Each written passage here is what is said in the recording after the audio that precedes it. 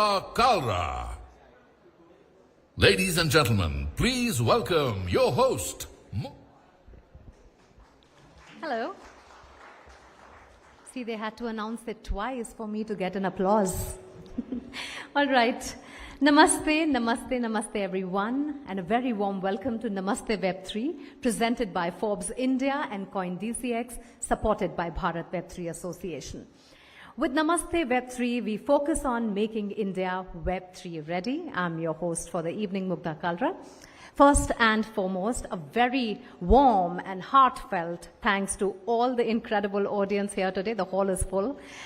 I'm so happy to see all of you. You have braved the rains to be here with us today. Despite the challenges posed by the weather, posed by traffic, your presence here demonstrates your unwavering commitment to the world of Web3. Today we gather here in a state that has proven its potential to become a prominent blockchain technology hub. Our earlier events in Ahmedabad, Pune, Bengaluru, and Delhi got together industry leaders and policymakers on the same platform.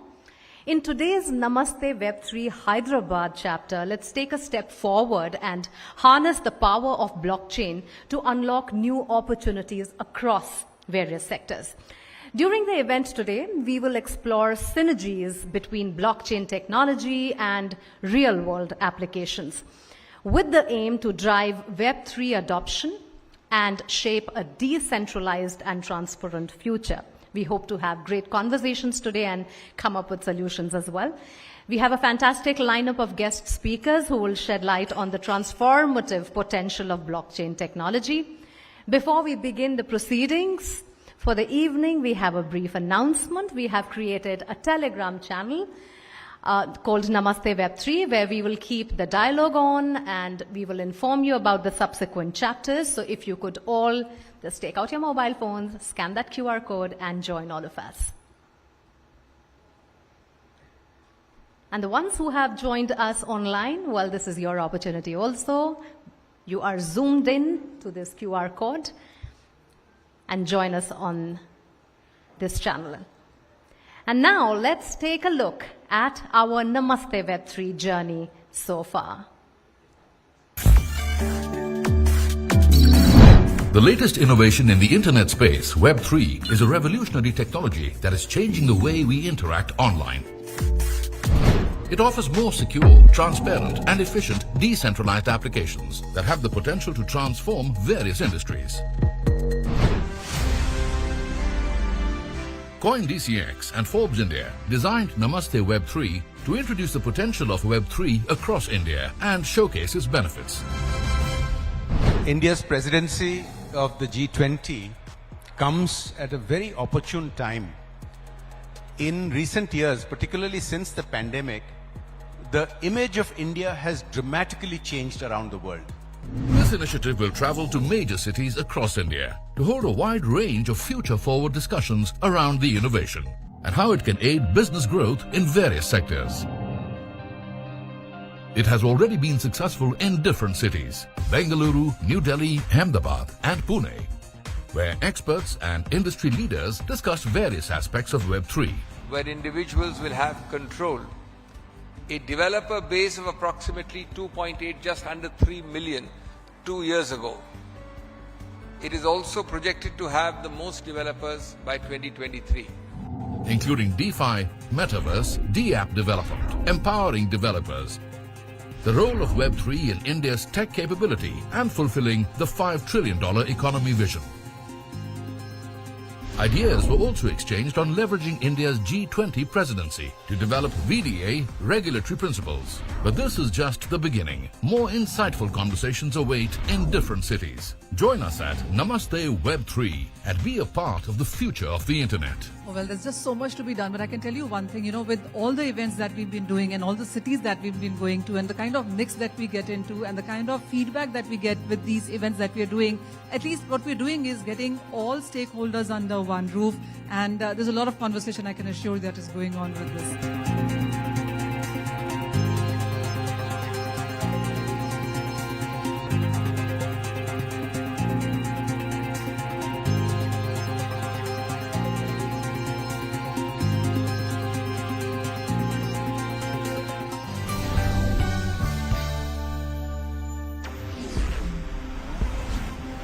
Forbes India and Coindcx present Namaste Web3, making India Web3 ready.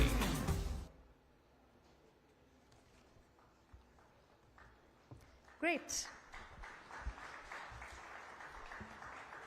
So, ladies and gentlemen, it's time to kickstart the proceedings for the evening.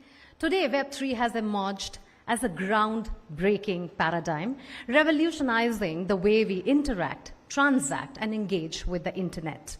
However, alongside its immense potential comes regulatory considerations that must be carefully navigated to foster responsible and sustainable growth.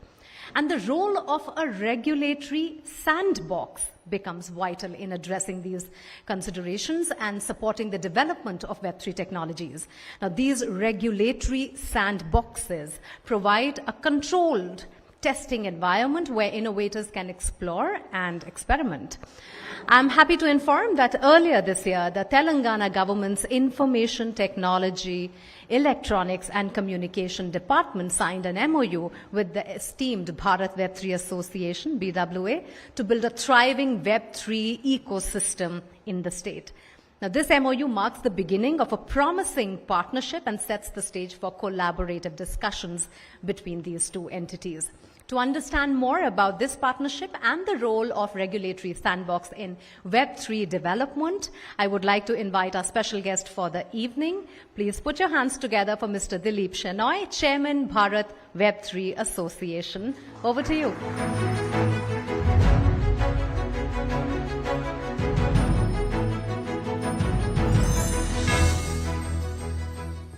So thank you, Muda, and I think Manisha is the proverbial, bad penny that has dropped again.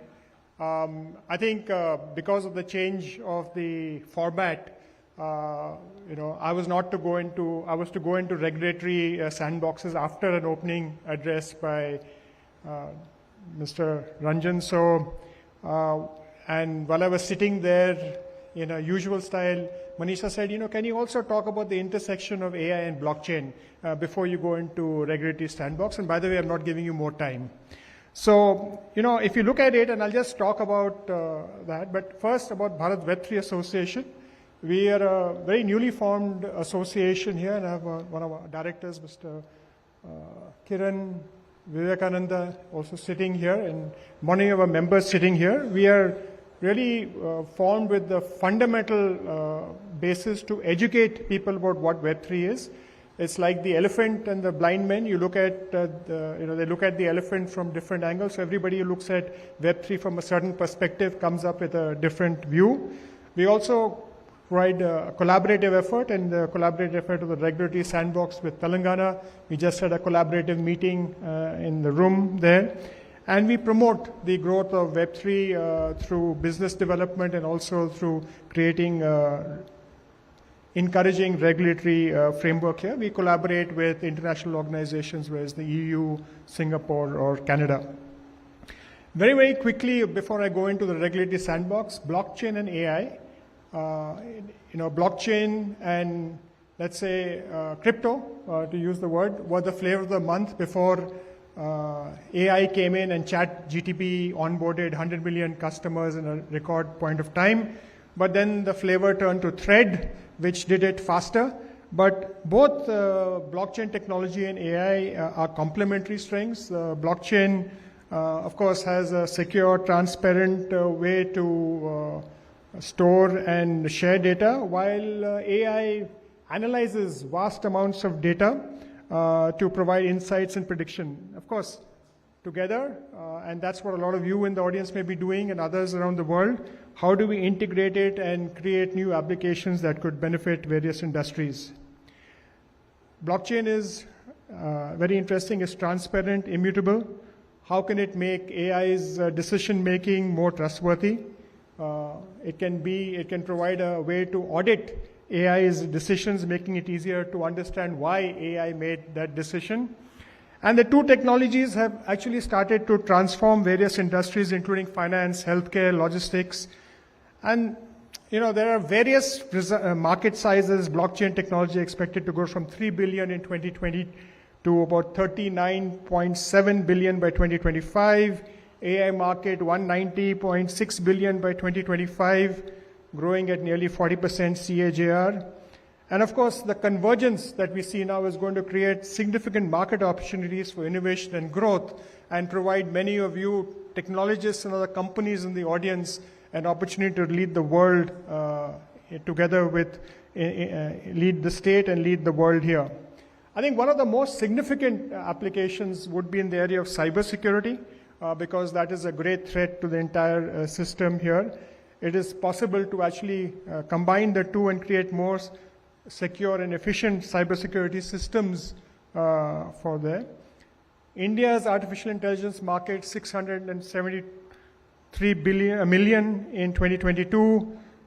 And there, you open the page in the morning, you'll get a different figure. You open different websites, you'll get different figure. Some say 3.9 billion, some say 5 billion by 2029. But the only thing common is they're all predicting an upward of 35% of CAGR every year. And very interesting, the blockchain market in India is supposed to grow at a 47.3 CAGR over the same period. So it's a very interesting combination. And of course, first the NASSCOM study, then other studies saying that the Web3 market is going to be 1.1 trillion by 2032. So I think that's the introduction to blockchain, AI, Web3, convergence, market size figures. But talking about regulatory sandbox and Web3 development here.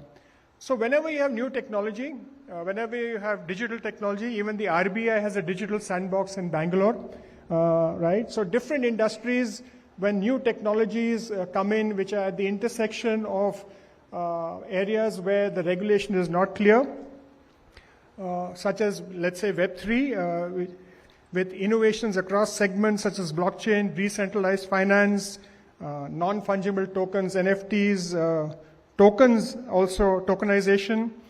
And there's a need for appropriate regulation that can grow, enable the growth to have faster. So this is where a regulatory sandbox, and Mugdha talked about it when she introduced it, plays a crucial role in facilitating responsible and sustainable Web3 development.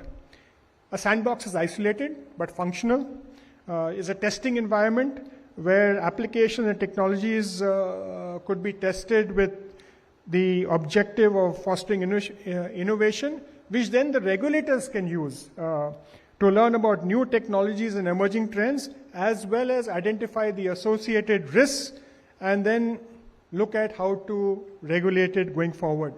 There is a lot of regulatory, not uncertainty, but regulatory knowledge, lack of regulatory knowledge on how regulation in the current aspect will play out in different innovations that are being done in the Web3 space, and therefore the sandbox, and BWA is privileged to partner with Telangana on the Web3 regulatory sandbox. It'll actually help in early stages of actually even defining the principles of what the principles of regulation should be. Work with, when you start looking at a particular application of this in a particular area, you come across multiple regulations, multiple things, multiple risks, a lot of other things associated with that. How do you actually put it in a way that removes the risk, provides clarity to the investor, provides comfort to the customer, and enables the government to be absolutely sure that the whole ecosystem of customer, the user, the creator, everyone is actually doing it in a way that doesn't transgress any policy approach or doesn't provide a threat to cybersecurity, a threat or doesn't provide an avenue for money laundering or doesn't enable tax evasion, etc. There are many regulatory sandboxes around the world. The European Commission in 2018 developed a partnership, a blockchain partnership, and created infrastructure there. The Consumer Financial Protection Bureau of US actually announced the launch of a regulatory sandbox aimed to encourage crypto and blockchain technology. Despite what you're reading in the paper, the sandbox still exists. In 2021, the UK Financial Conduct Authority gave 20 companies access to its regulatory sandbox services in following exactly the same process that the Telangana government actually did. The UBS in Switzerland also did something. So it actually provides a avenue between developers and regulators and promoters to collaborate and communicate regularly on issues that were essential, let's say in the context of Telangana here, or if we take the RBI sandbox in Bangalore in the context of India and maybe in the context of the world, to gain a deeper understanding of the innovative technologies and the potential impact on different parts of the ecosystem where the regulators have a concern, and they give the developers timely feedback from the regulators. We hope from BWA's thing that other states also follow the example of Telangana because each state may have its different problems. And it allows the regulators to tailor regulations specifically for Web3 development and striking that balance between encouraging innovation and protecting consumer interests, identifying and mitigating risks, and nurturing startups and entrepreneurs. We believe that as the Web3 system continues to flourish, and now with the injection of the whole mix of AI into it, and we don't know what we might wake up to tomorrow or day after. Incidentally, the EU has just released a paper, Web 4.0, so it's a very interesting thing. But really, the use case developers can present their cases to the regulator and legal firms can help draft regulation. Also, the use cases and lessons which are there could identify best practices which could be replicated and done by other people. And of course, like work with other sectors like AI to understand the interface and identify additional regulatory and other challenges as well as present solutions. I think the regulatory sandbox involve a coordinated effort to create and improve existing regulations for a particular industry by working with all the regulatory agencies involved in that industry. For example, we were just talking about a company in India which is like doing fractional ownership of EVs, right? And there's a driver. Now, how does that play out in insurance? How does that play out in accident of the vehicle? You know, who is liable? What happens? We are all fractional owners of that EV, and the EV has been driven by a person who doesn't have a license. So what's the responsibility? I'm just telling you what are the complexities that we need to look at in here. And I think these sandboxes can be used in the early stage of writing regulations where there isn't an existing framework in place. As these different technologies, different approaches gain popularity and gain users, regulations and other security aspects of all of this have to be adhered to. And how do you enable it? How do you monitor it? And I think regulatory sandboxes, like I said, have also been extended to the virtual world of cryptocurrencies, where financial regulators are offering authorized businesses the possibility of testing blockchain products.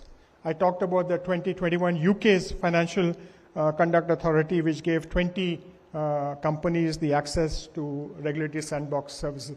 So just to sum up, BWA promoting the interest of this industry, educating, cooperating and developing growth. 2, AI and blockchain have large independent markets projected to grow at 35 or 40% CAGR over the next few years. Web3 are going to reach 1.1 trillion by 2032. Regulatory sandbox, very essential.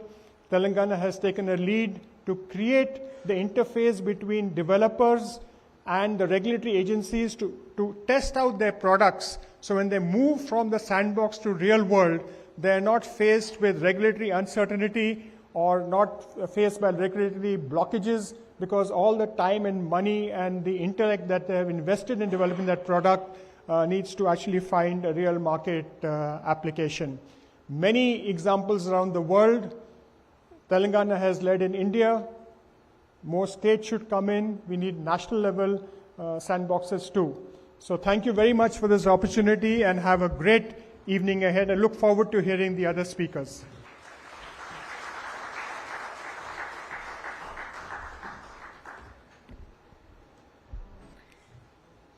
Thank you, Mr. Shenoy, for kick-starting and actually setting the spirit of the evening.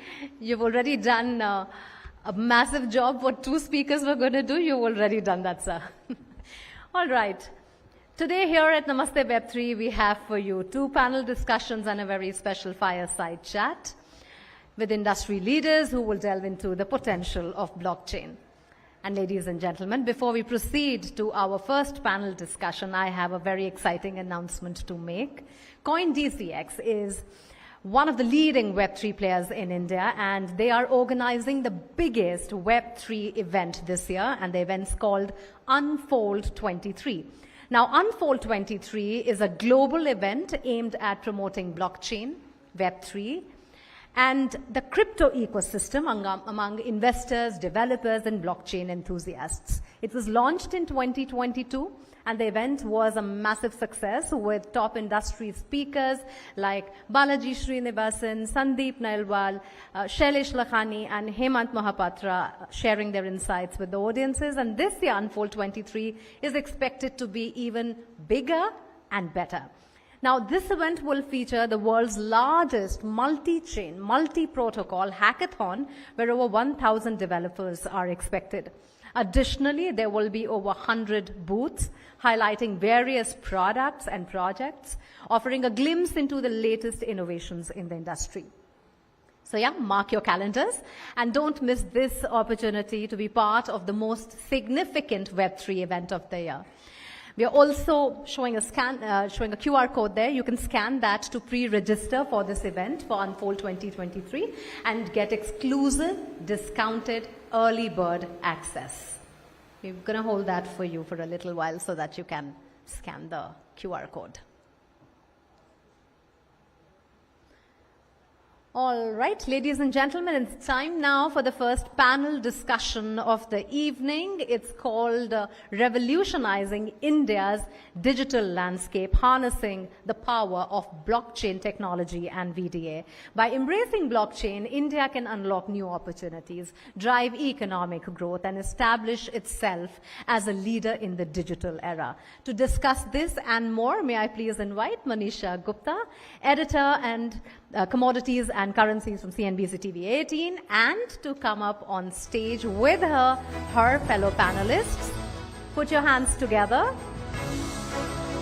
for Rajesh Dudu, Global Business Head, Emerging Technology, Tech Mahindra, Prasanna Lohar, CEO, Blockstack, Pankaj Diwan, Co-founder, India Blockchain Forum, and lastly, welcome Satish Mishra, VP Engineering, Coindcx, and Octo. Over to you, Manisha.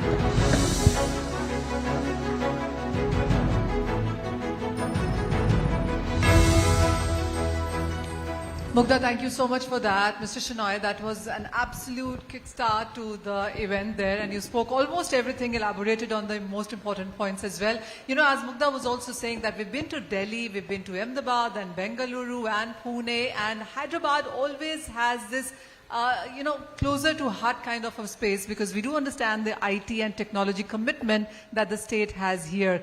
Blockchain is a subject, and Mr. Shenoy, I was sitting Googling on, Web4 on what that really meant. So clearly, once you think you've read something and you understand something, and there comes something absolutely new and path-breaking which you start to read upon, and it takes time to understand those things. I remember Sandeep telling me once that you have to read at least 14 to 16 hours a day if you have to understand everything about blockchain, and you have to keep at it. I mean, clearly not a possibility, but there is so much to learn, so much feedback, so much on-ground interactions that we've had because of this event and these series, which takes us to various states and cities as well. Well, blockchain, and as Mr. Shenoy pointed out as well, there's just so much happening. There's Web 3.0, NFT is something that he was just mentioning to us on the table right now. We do understand a lot of potential that this space has. There is various real use cases which are being worked upon. We have all these panelists who are working deeply, passionately into this, and I will immediately get onto this conversation, and I'll start with you first. Sure, Manisha.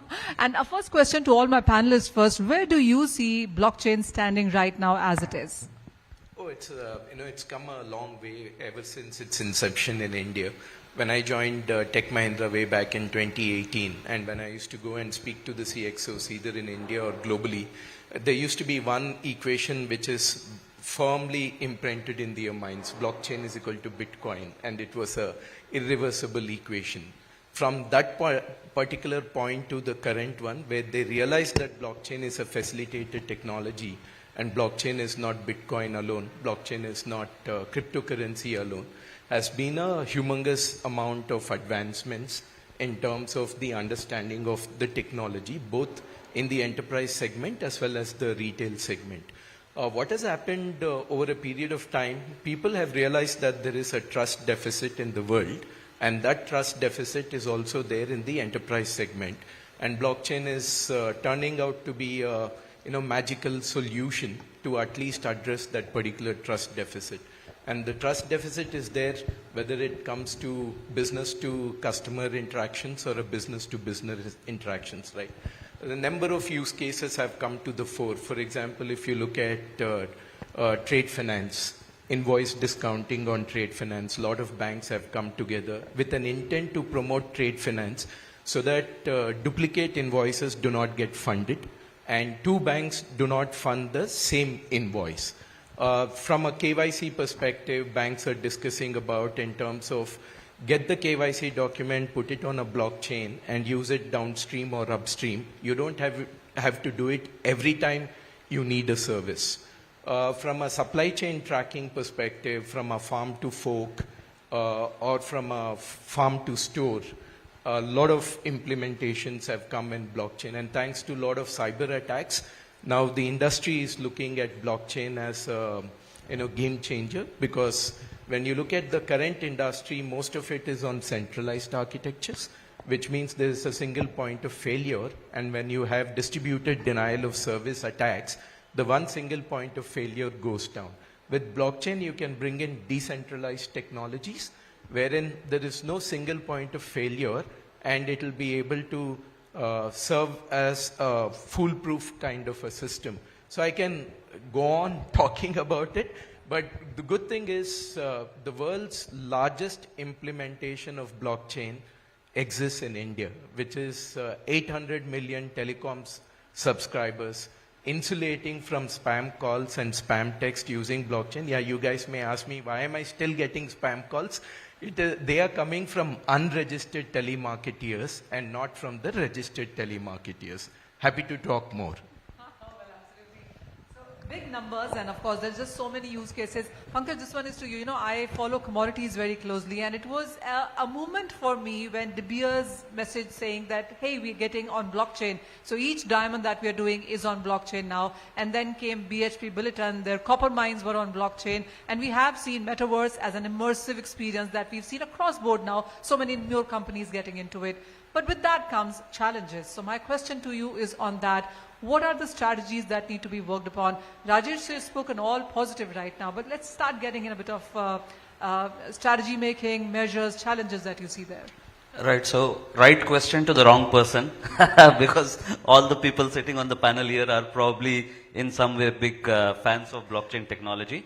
But then yes, with every emerging technology, there are challenges. And I think some of us here would have seen these challenges pre-internet days.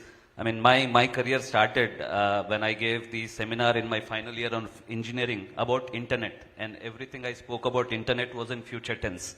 So in that sense, it's a deja vu moment that after 20 years, we are talking about blockchain in the same way, right? But I think a lot of water has flown under all the bridges. But yes, I think blockchain typically, because it's a foundational technology, it's also going to affect every aspect of our life, which means there has to be a step-by-step regulated approach. And I think governments across the world are grappling with this, because unlike probably the earlier technologies like internet or VoIP or mobile, where there was some time for them to breathe and then understand and go step by step, today the whole world is connected and every day we see so many changes, so much of innovation.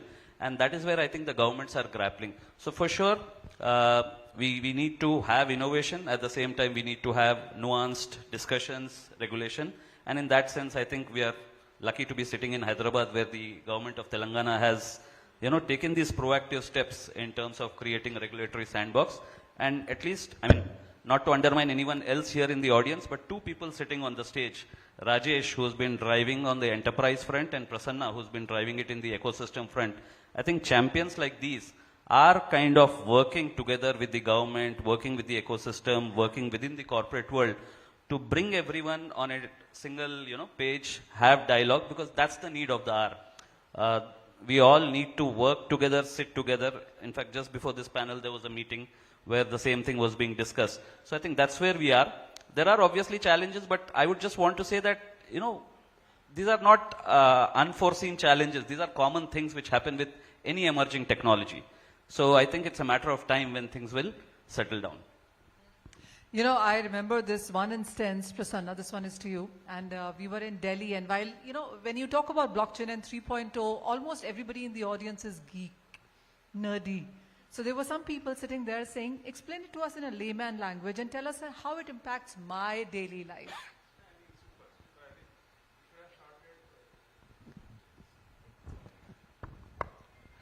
Yeah, I think good. I think when you go back in 80s, 90s, or when you go back in early 2000 or 2008, in every era we have seen some kind of a transformation. I imagine my father used to send me to the bank branch to take out some money, right? So that was a transaction where I had to come out, go to the bank branch, and again come back. There's maybe 1 hour kind of a time it is required. And that is why it was the era of a 1G or 2G. So while a lot of innovation technologies are coming on communication from 1G, 2G, 3G, and now we are knocking the door of 5G, our PM announces for the 6G, that consumer behavior changes, right? So when you talk about day-to-day life, the way I used to interact with the shop owner, or today I interact with on a Flipkarts or any of those Bank Bazaar to go for a service. Why? Because there is a shift on a technology.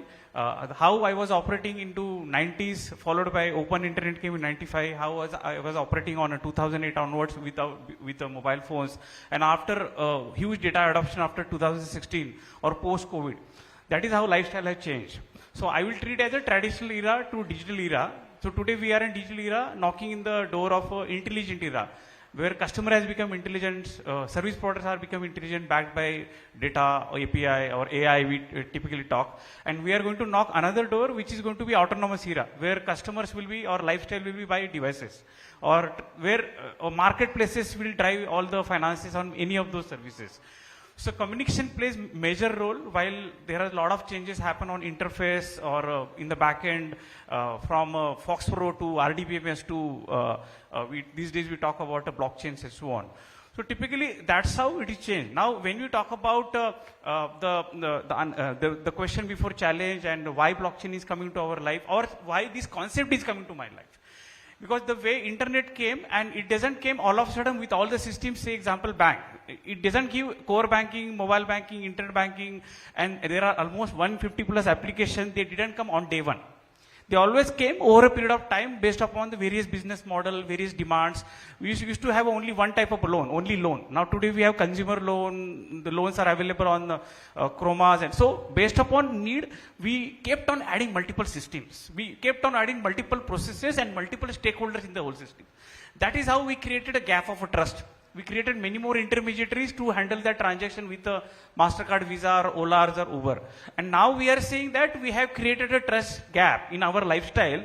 Now let us bring on this gap or nullify these gaps.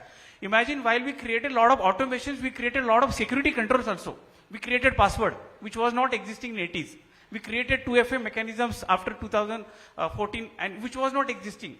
Now, on top of that, we say, let us minimize this. While Rajesh has guided rightly, this trust gap which is there in our day-to-day life, from where my food is coming, from where I am ordering some apparel, is it really coming from there? My pharmaceutical medicines. So there are a lot of gaps, and we have seen these gaps are created by human beings because of various subsystems we added. We kept on adding. So blockchain comes and says, as a lifestyle, I will really resolve or give an opportunity to resolve many of these business models. Say example, let's talk about money. The way we have created paper money followed by UPS and so on, we say let us bring on a CBDC which will remove that settlement aspect which is in the back end. While UPS solved a lot of things in the front for a human life, or that could be the one example, right? So I think that's how blockchain comes and says that I will automate all of these things, but to do that I need to bring on everybody on that chain. That is a maybe example of consortium things. So to do that as a day-to-day life, we cannot go and say, hey banks or hey healthcare companies or insurance companies, let us change everything in a one day. Example of SMS systems, I think there was a 2 times rollback, right? Banks were not ready to really adopt, right?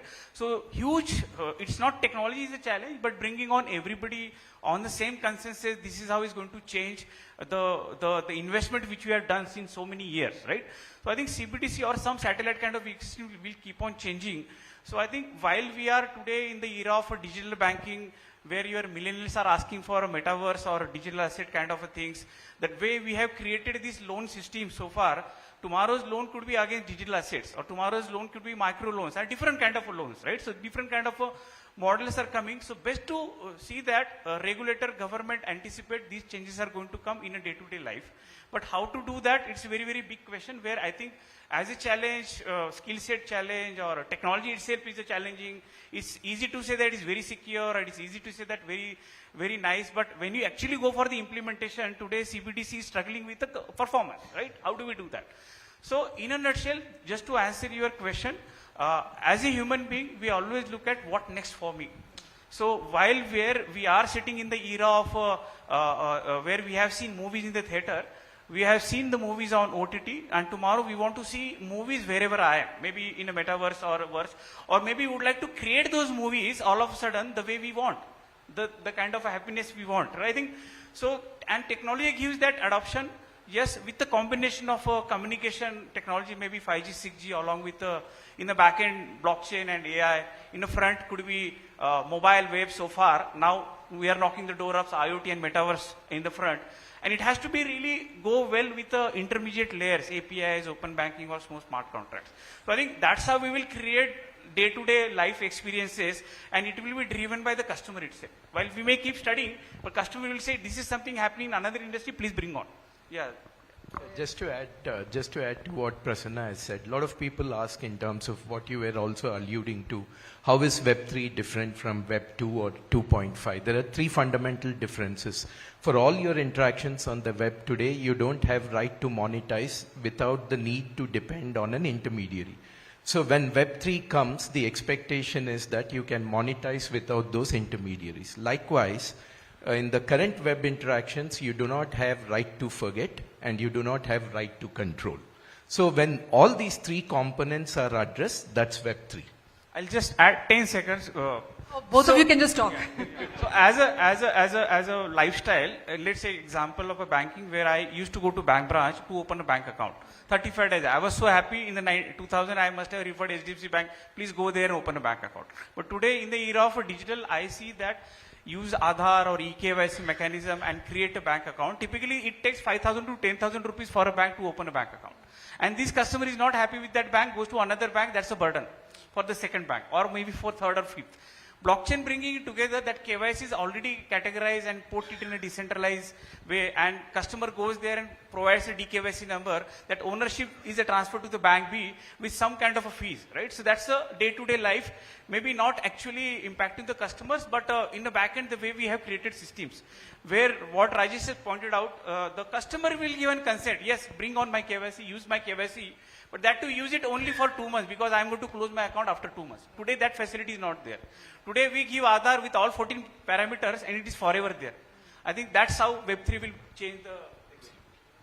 Okay, this is quite exciting and there's just so much to learn and there's so much follow-up questions that I want to ask you guys as well, but we have to get Satish in this conversation too. Satish, what is your opening comment on this? So whether it's about businesses, individuals, potential, transparency, security, efficiency, we've had this panel speak almost about everything.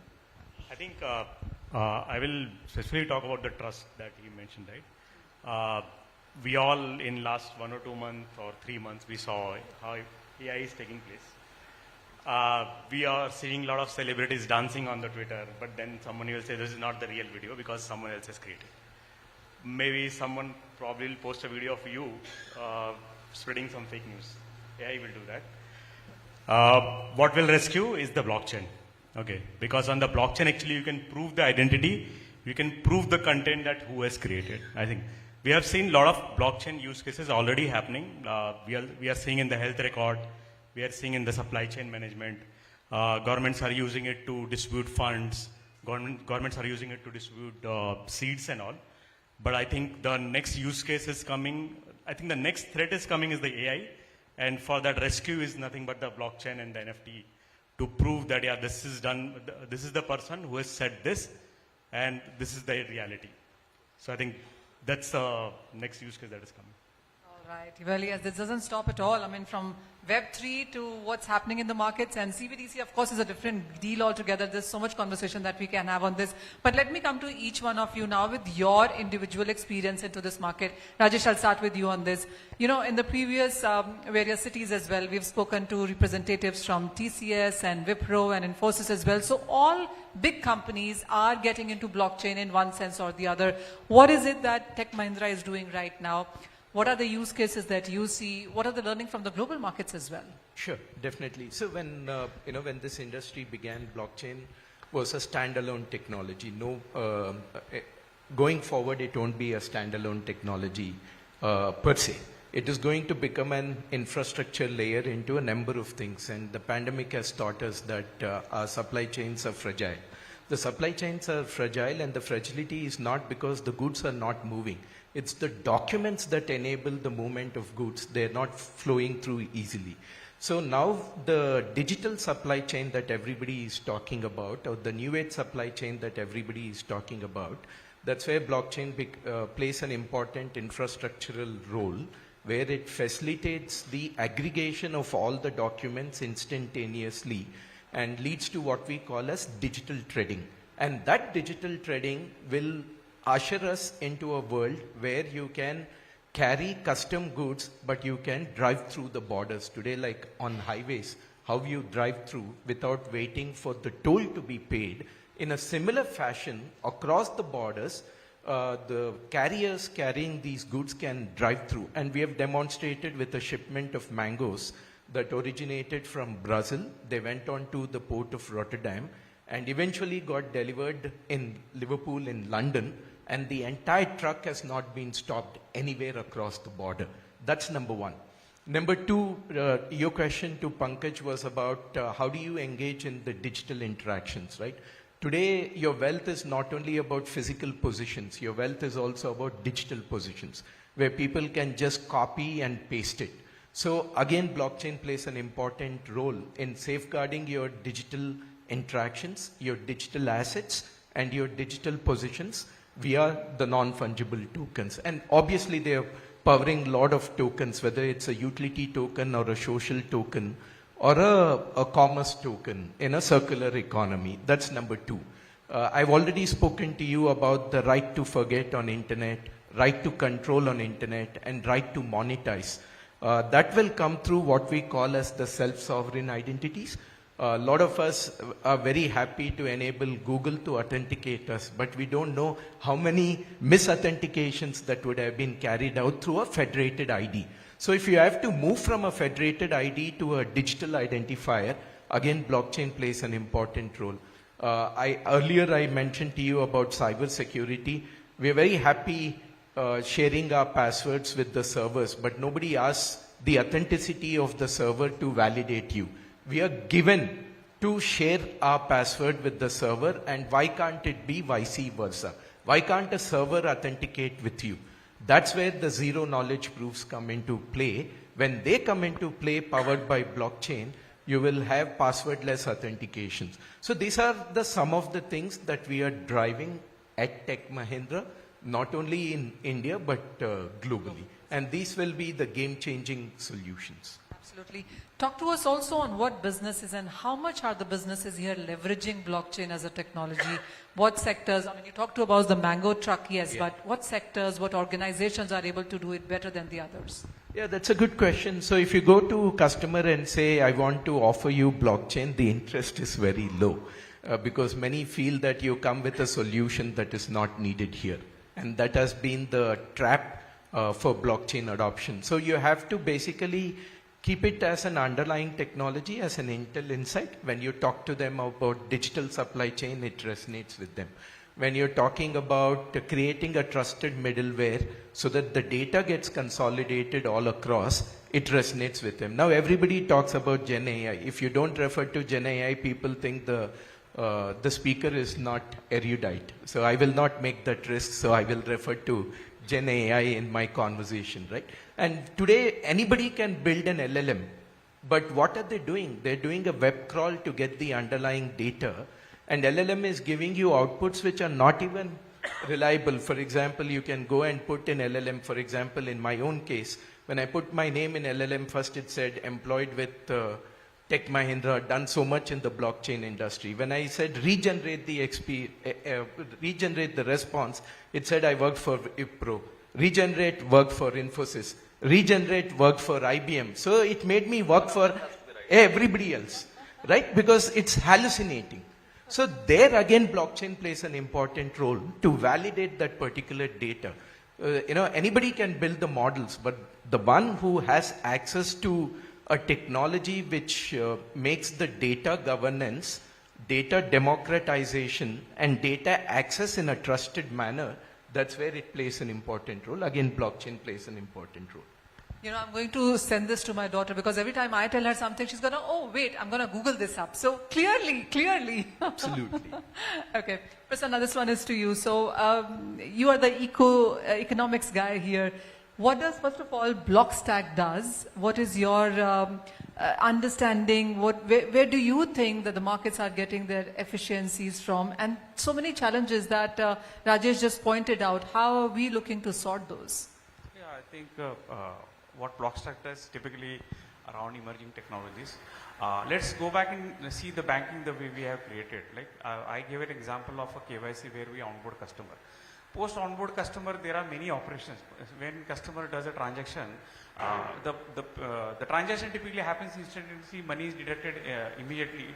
But the merchant where transaction happened, maybe it would be a point of sale or e-commerce merchant, the money is given next day. Why? Because we have created this disconnected experience, right? And the way Ethereum or Bitcoin operates, which is without this intermediate.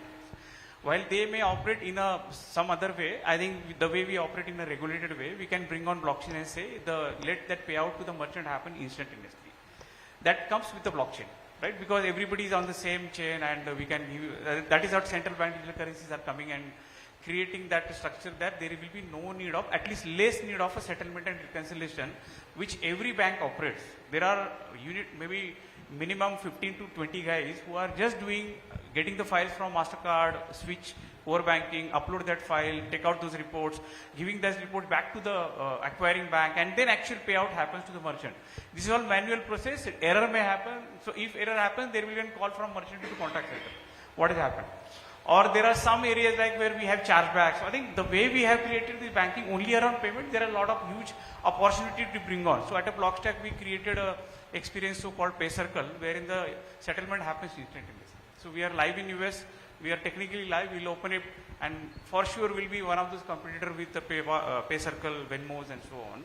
So that's the one experience. And apart from that, the way I have seen my banking career, like reporting of a fraud. Typically, if a fraud happens in a bank, I have to, as a vigilance department, I have to report that fraud to RBI. So that RBI can narrate this fraud or that fraudulent data to another NBFCs and banks, so that they should not onboard the same customer, right? So that he should not be another Malyas or another Nirav Modi, so on. This whole process of reporting fraud from day one and appearing up that fraud in a central fraud registry for another NBFCs or bank, typically the 40 to 55 days. And in between, I don't know what will happen. So I think, imagine the reporting out fraud happens today and that data is immediately available to another banks or a set of banks or NBFCs. That brings on everybody on the same chain. So likewise, in my sessions to RBI or any of the bankers, we keep on through Blockstack or India Blockchain Forum, we keep on giving these ideas or brainstorming what all those top 50 use cases. There could be everything, as Rajesh said, every thing will come on that blockchain infrastructure. But what is the current priority is all about, right? My first session on CBDC was back in 2019 end. And I have seen or I have heard that RBI folks told me, just because of your session, we added that we are going to work on CBDC starting from 2020 February. It is in the news after budget, but 2 years they were already working on with some satellite system. So bringing on Blockstack, we want to really create that impact, what is going wrong or what is their opportunity to bring on not only blockchain but amalgamation of AI and the cloud. So that's quite a service, banking as a service or a platform we are bringing. We started with the payment, but certainly we look forward how every other ecosystem, because I was a technical architect for a bank where I dealt with almost 150 plus applications. So that experience and the experience where I was working for banks as a service provider through Worldline. So there are many gaps in the whole process. And I'm not saying these gaps are going to vanish overnight, but I think that's an aspiration as a Blockstack and various partners, right? It's not only, there are many partners, so wherever we go, we talk about these use cases, look at if some other partners have already done that. Zero knowledge proof, which is something which we are working with one of those top payment aggregator who is governed by 5 different regulators. They sit on that kind of emergency that any regulator may come and say that your license is vanished because you have done something wrong here. Where I think AI plus blockchain, where this is how it should happen on day-to-day basis. I think I can keep talking, but in a nutshell, what we are looking at, there are gaps in financial ecosystems. How do we mitigate this gap with not with a bigger change, but a smaller change, and eventually hand-holding. It's not like every bank knows blockchain. It's not that every bank has a leader who knows blockchain. So we are taking step by step. Step 1 could be what is blockchain. We bring on top management and various stakeholders within a bank, make them understand what is Web3, what is blockchain, what is AI. We ask them, now tell us the gaps. Connect those dots in the back end, and they immediately come up. Yes, this is how it should be done. This is how it should be done. So there we come as a service provider and make and show these the savings around that. So would you say that the approach to digital assets vis-a-vis the physical assets really seems to be changing? There is this willingness to learn? Absolutely, that willingness is there, but absolutely the way digital assets are coming up heavily. I think in India it's less of an adoption, while maybe there is a challenge or there is no traction around the regulation to bring on. But I think ecosystem is really bringing on, knocking what needs to be done in my, don't quote me outside of the rim, RBI is already studying. We have already assigned this work, some of the agencies, what we should do around digital assets. I think one of the regulator, IFSCA, who has run some of the cohorts around impact finance, how Web3 or digital asset could be useful for some of these things. I think in a nutshell, some of the companies we bring out from outside to IFSCA, some of them are already working on impact finance. So I think JPMs, Coindcx, they are giving some knowledge to some of the banks who are having some headquarters or in GIFT City. I think it's a momentum, and I think in a bottom line is that inclination is there. As a RBI or as a bank, they don't want to lose out every financial transaction. Typically, by example, it is happening on metaverse, or it is happening on some game, and typically it happens through some tokens or some cryptos. So that vision is there. We should not miss. We should have a UPI or some card working there. So how it happens? Also they have to handhold, understand what is digital asset, various frameworks around that. I think the discussion which was happening earlier, I think similar kind of a discussion are happening in many forums. So let's look forward as soon as possible. It should be useful for the ecosystem. Oh, well, absolutely. Inclusivity is something that will take us where we want it to be. Satish, this one is to you, and I do understand that Coindcx as well is doing a lot of things on, when you look at Web3, this is one of those events here. How are you looking at newcomers being onboarded onto this one? What are the challenges that you're facing, and what work is being done to sort those things out? Sure, I think that's very interesting, and that's very close to my heart, that question, because see, I think the community, engineering community, technology community, it's building a lot of Web3 tech, right? There are so many blockchains out, there are tokens, there are protocols investing. There's so much of the complexity. And it's a gold rush. Like everyone wants to take part into that. And then there are scammers. Like they're scamming people like anything. Okay. And even a common person thinks that they want to participate into that, but they are too afraid to take part into that. That is the major problem that we are trying to solve. We have created our app, Octo, spells OKTO, which it gives you a self-custody, but without you worrying about your private key. Then it like solves your all problems of getting into that Web3 ecosystem. Just like do your Web2 kind of a login, and you get your entry to Web3 ecosystem.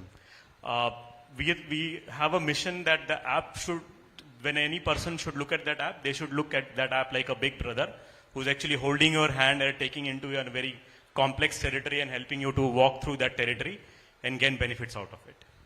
And of course, the technical problems are really very challenging, which our engineers solve. Every day, our engineers, I think, our problems are not something that you can Google and you can find a solution on that. Because it's everyone is facing, right? Our systems that we are building, they interact with the systems with the community is building. And that's very unpredictable system. Gas fees is fluctuating. Protocols, nodes are getting down or they are not working. So it's like huge. The problems are, but engineers actually like to solve that problem. We like to solve that problem. That's why we are enjoying that work. Try that app. It's an investment app. You don't have to add money. You can just explore the app. Probably you will explore it for a week and then you'll realize, yeah, it's worth putting some money and trying this instead of getting confused into that Web3 ecosystem that where should I start? I think that is the app you should start with.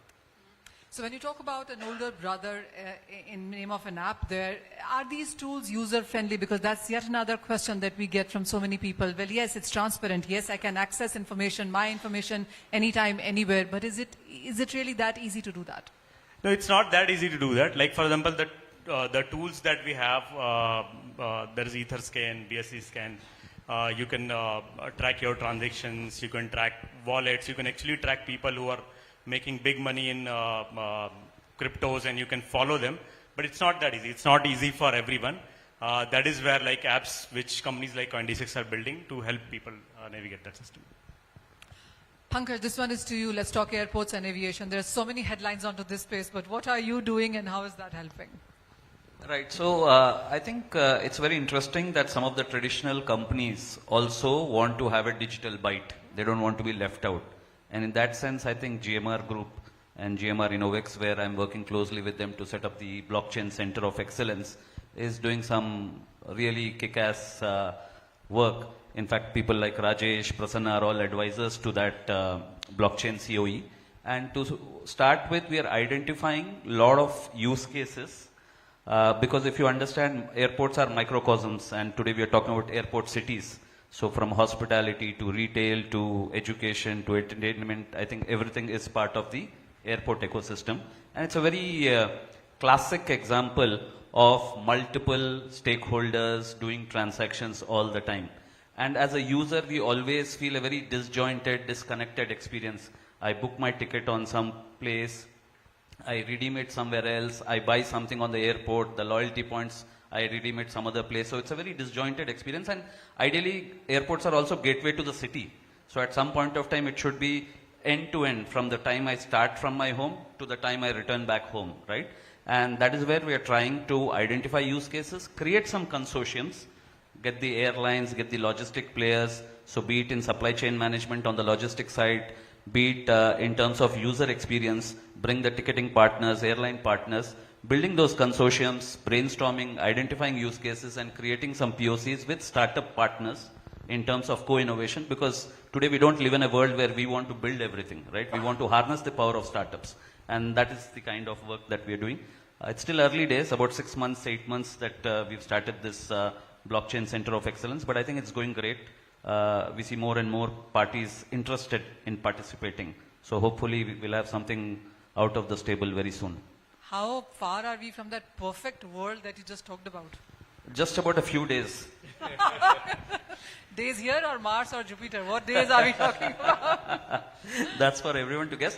But I think, you know, human beings are never satisfied. And I think that's the best part about it. So what is your understanding of perfect today may become a very thankless thing tomorrow, right? And I think that's how it should be. Dissatisfaction is the seed for innovation. So being dissatisfied is actually a good thing. So there's nothing like perfection in the world of innovation and technology. And we all earn our bread because there are people who are dissatisfied. So hopefully the dissatisfaction continues. And as they say, bechaniya lekar chal rahe ho to zinda ho tum. So I think we all need that restless energy. Absolutely, absolutely. Okay, so final comment from all of you, and I'll start with you, Pankaj, first. So give me a scenario 5 years from now with whatever is happening in the street right now, where do you see blockchain? Crystal gazing this is. Yeah, so, if you look at it, I'll tell you what we were told 5 years back. People would sympathize, people would be sarcastic and say blockchain is a solution looking for a problem. That will certainly change. We will no longer have those kind of discussions. We'll also probably not have discussions in terms of some of the regulatory aspects and all that. So hopefully you will definitely see some real use cases. In fact, even today, because blockchain is a back-end technology, a lot of people don't appreciate that blockchain is being used. For example, how many people know that spam registry is already on blockchain? How many people know that the Digi Yatra that all of you are now using is actually on blockchain? How many of you know that the Telangana chit fund industry is on blockchain?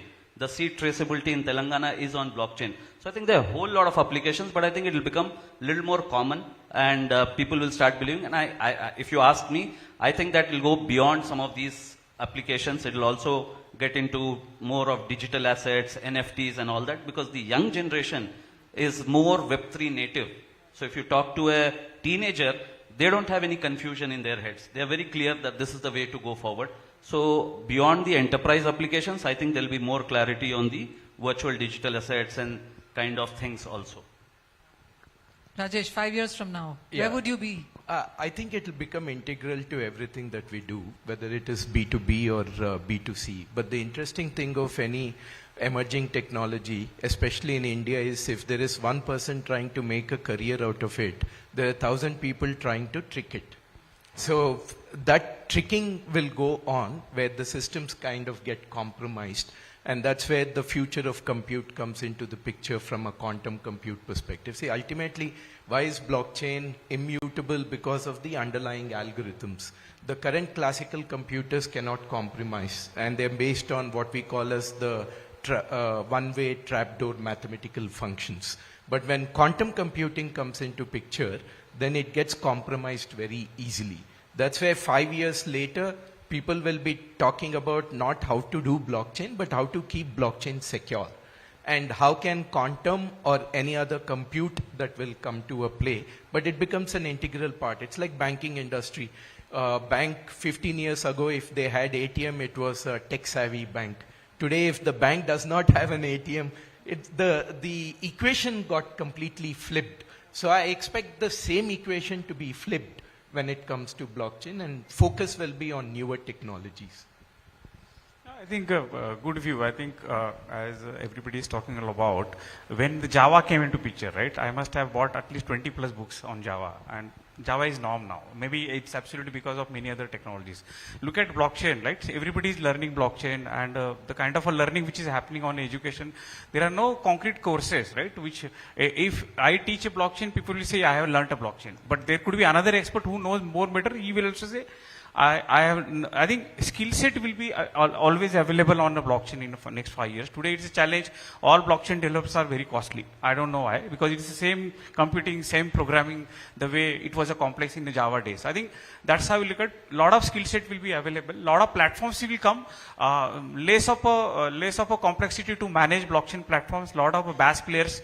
I think I have seen those days Oracle was not having anything. Now they are coming up with the BaaS applications on a blockchain. So I think a lot of blockchain as a service platforms will come, so that this managing, coding or configuring and make it more easy will be available. But while we do this journey, I think there are other challenges which will come up, right? Which is quantum. So how do we safeguard current technology? In a nutshell, I think government has already understood. Many governments has created strategies. Now strategy will be aligned with actual use cases. There are a lot of use cases already available. So we'll not talk more of that internet or a blockchain the way we talk today. right? We'll talk about many more business models, use cases, path-breaking UPI or path-breaking KYC or path-breaking lending or path-breaking lending against digital assets. Many more new business models will arise in front of healthcare companies or banks in the next 5 to 6 years. Could be example of a fractional buying, selling, fractional lending, fractional ownerships. So which is not there today, it will be easily available out there.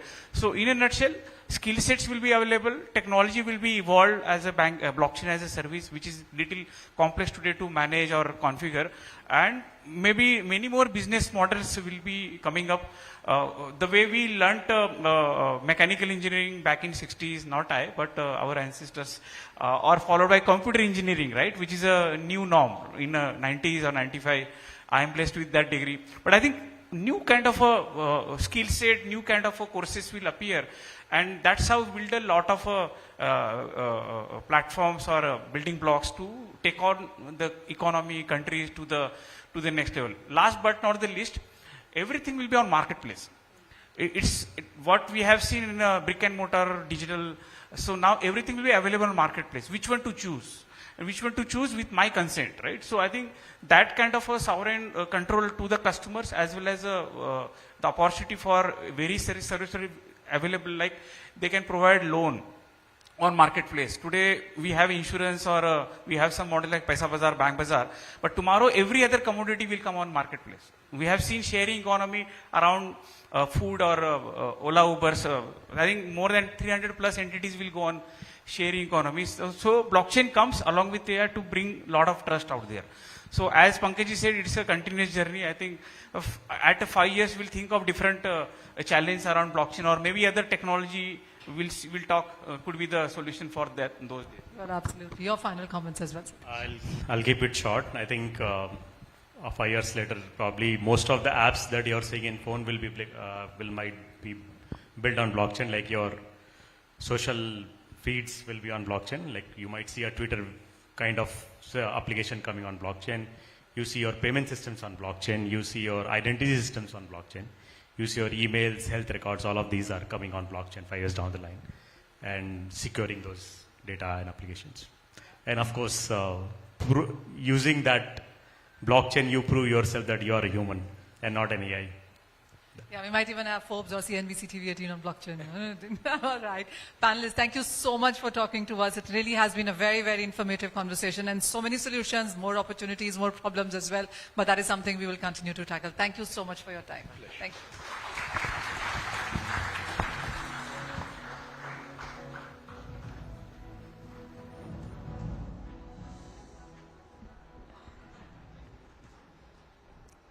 Thank you, Manisha. Thank you, panelists, for that wonderful discussion.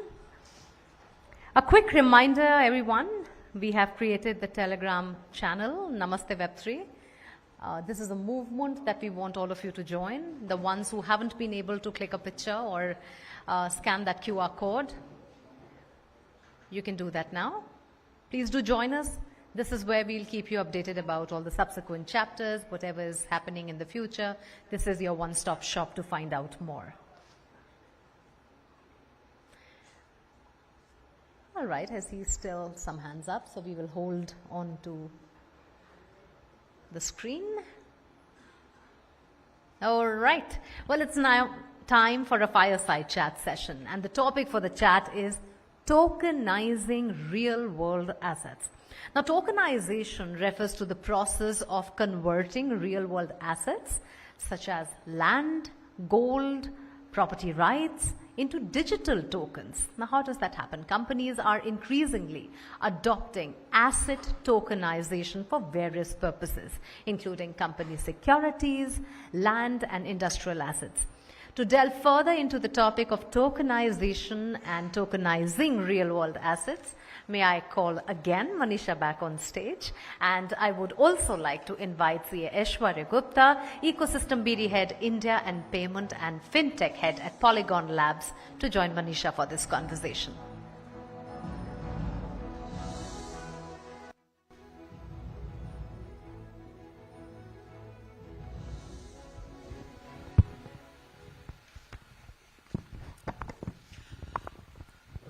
So much conversation on blockchain, Aishwarya. Now let's talk about tokenization. And there's a way that people trade, own, transact, invest right now. How is tokenization changing all of that?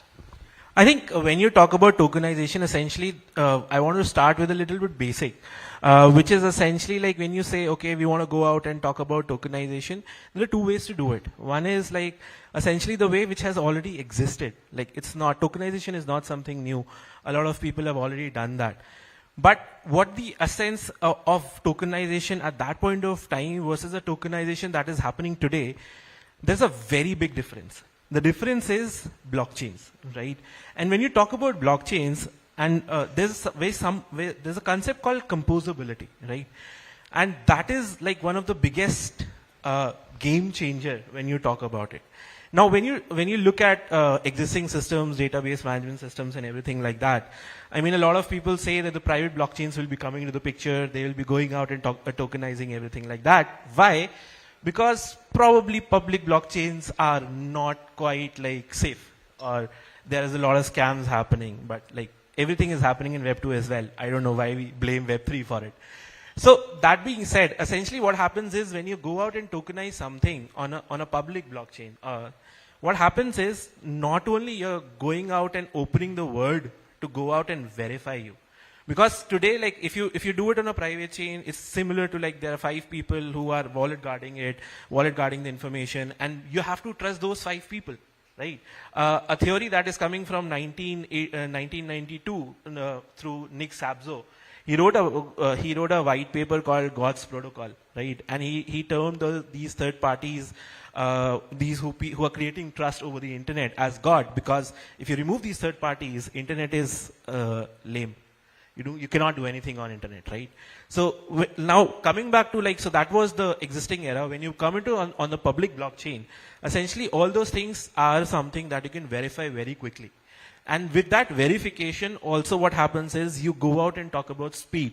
Like when, in the earlier chat when Prasanna was telling that you need 40 days just to transmit the information about someone who's doing wrong, right? On a blockchain, the moment a scam happens, in minutes you get to know, or you get notifications from PeckShield and everyone like that, telling, okay, hey, this is something which has happened. And within days, everything is solved. Like, forget 50 days where your information is getting transmitted. 10 days, the solution is out there, right? And why? Because everything is traceable. And that is the best part about this, that you're going out and doing it. So this is first. And the second is using and leveraging this information. You can build systems on top of it. Like one of the things that everyone says, if you learn on blockchain, it's evolving very quickly. That's the reason, composability.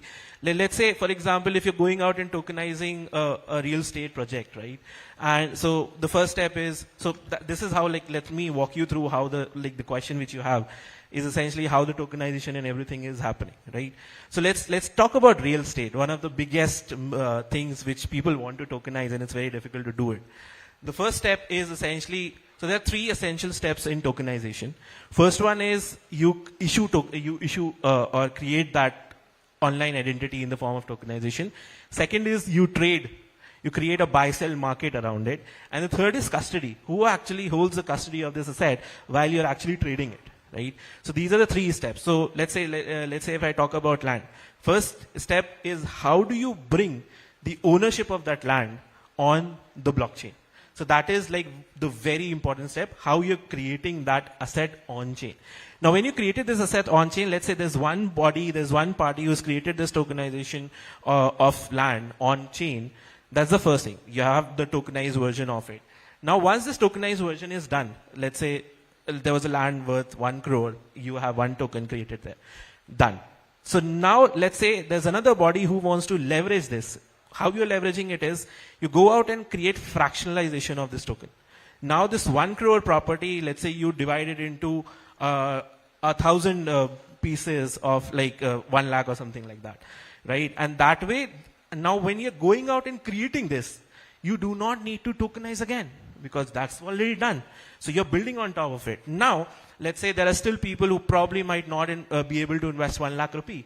But you know what? Like there are a lot of people who know that the prices of this place and everything can increase. how do you bring those people in? That's where you go out and start a market where you can actually go out and bid whether this price of this property might increase or decrease. And that might be a 10 rupee investment, right? So even when I do not have the money to actually go out and tokenize everything or to invest in a 1 CR land, I'm still able to go out and with that 10 rupee investment, I'm able to go out and reap the benefit. So that is where the composability came in, where you have open systems, everyone is building on it. Then the second one is I've created the trading mechanism where you're going out and trading it. But, and the last one is custody. Now this is where I think a lot of clarity and everything is required, because when you go out and essentially custody it, it has to be someone which can tomorrow come back and ensure that there is a proper custody. Otherwise, like you have tokenized something, let's say tomorrow someone else without tokenization has already sold it. So it becomes useless. So that is where this custody comes in, that is where the regulations come in. And this is, I think, broadly the way in which the whole process would work in tokenization. So, Vital, well, that's tangible benefits clearly coming in via tokenization. So, as soon as I finished my first panel, I sat there, Mr. Shinoy tells me, you know what, I'm not going to even subscribe to full Forbes. I will subscribe for one article that I need to study, and you will pay me for it, for reading it. How does he do that, and how does Forbes earn out of this? What is this sense of tokenization now? So this is essentially where you are going out and you're tokenizing the ownership. And I don't know how in the current model of Forbes it can work, but sell it to us, make it for us. So essentially very quickly, the way I look at it is, today we are paying, so the problem is you cannot go out and fractionalize, and the cost of doing that is very expensive. For example, let's say you talked about Forbes. I'm talking about, let's say, Ghana.com and everyone like that, where essentially I do not want to go out and subscribe for the whole month. Probably I just want to listen to 2 songs. Yeah, exactly. But if I do that in a Web2 system, the cost of doing it is so high that probably the benefits that as a company you will derive, because now you are getting those people also on board who probably were interested. Like there are a lot of articles that come out and I want to read them, but then they say you have to take a monthly subscription, and I'm like, nah, I'm not going to do that. But so you're missing out on those customer base. But essentially when you go out and create that system in a form of on the top of a blockchain, what happens is you are going into shared economies. And when you're going into shared economies, essentially the cost of doing all these things is essentially reducing to such a bit that you can go out and actually do it and still make money as a company. So you are happy. As a customer, I'm happy because now I don't have to pay for everything. So your customer retention increases. I am happy about all those things. And that is where essentially what happens is you're going to go out and have this kind of a word. So, okay, that does increase liquidity for me for some sense. How would you look at the enhancement of this? And does it really make sense for retail as well as institutional investors? It absolutely makes sense. So I'll give you a very simple example. This is coming from directly some of the conversations that are being derived from SEC and some of the thought processes which is coming from CFTC in US. So essentially, let's say I'm talking about one of the examples that we are doing on Polygon, which is Franklin Templeton. So Franklin Templeton is one of the biggest institution going in the world, which has some in $1 trillion their assets, right? Now they in US you have mutual funds, and everywhere you have it, but the mutual funds are something which is a very illiquid market. Right? We have a lot of apps where you can buy, sell mutual funds. But think about it, once you have invested in this mutual fund, can I immediately go out and sell it? You can, but there's a huge amount of paperwork and everything which is required.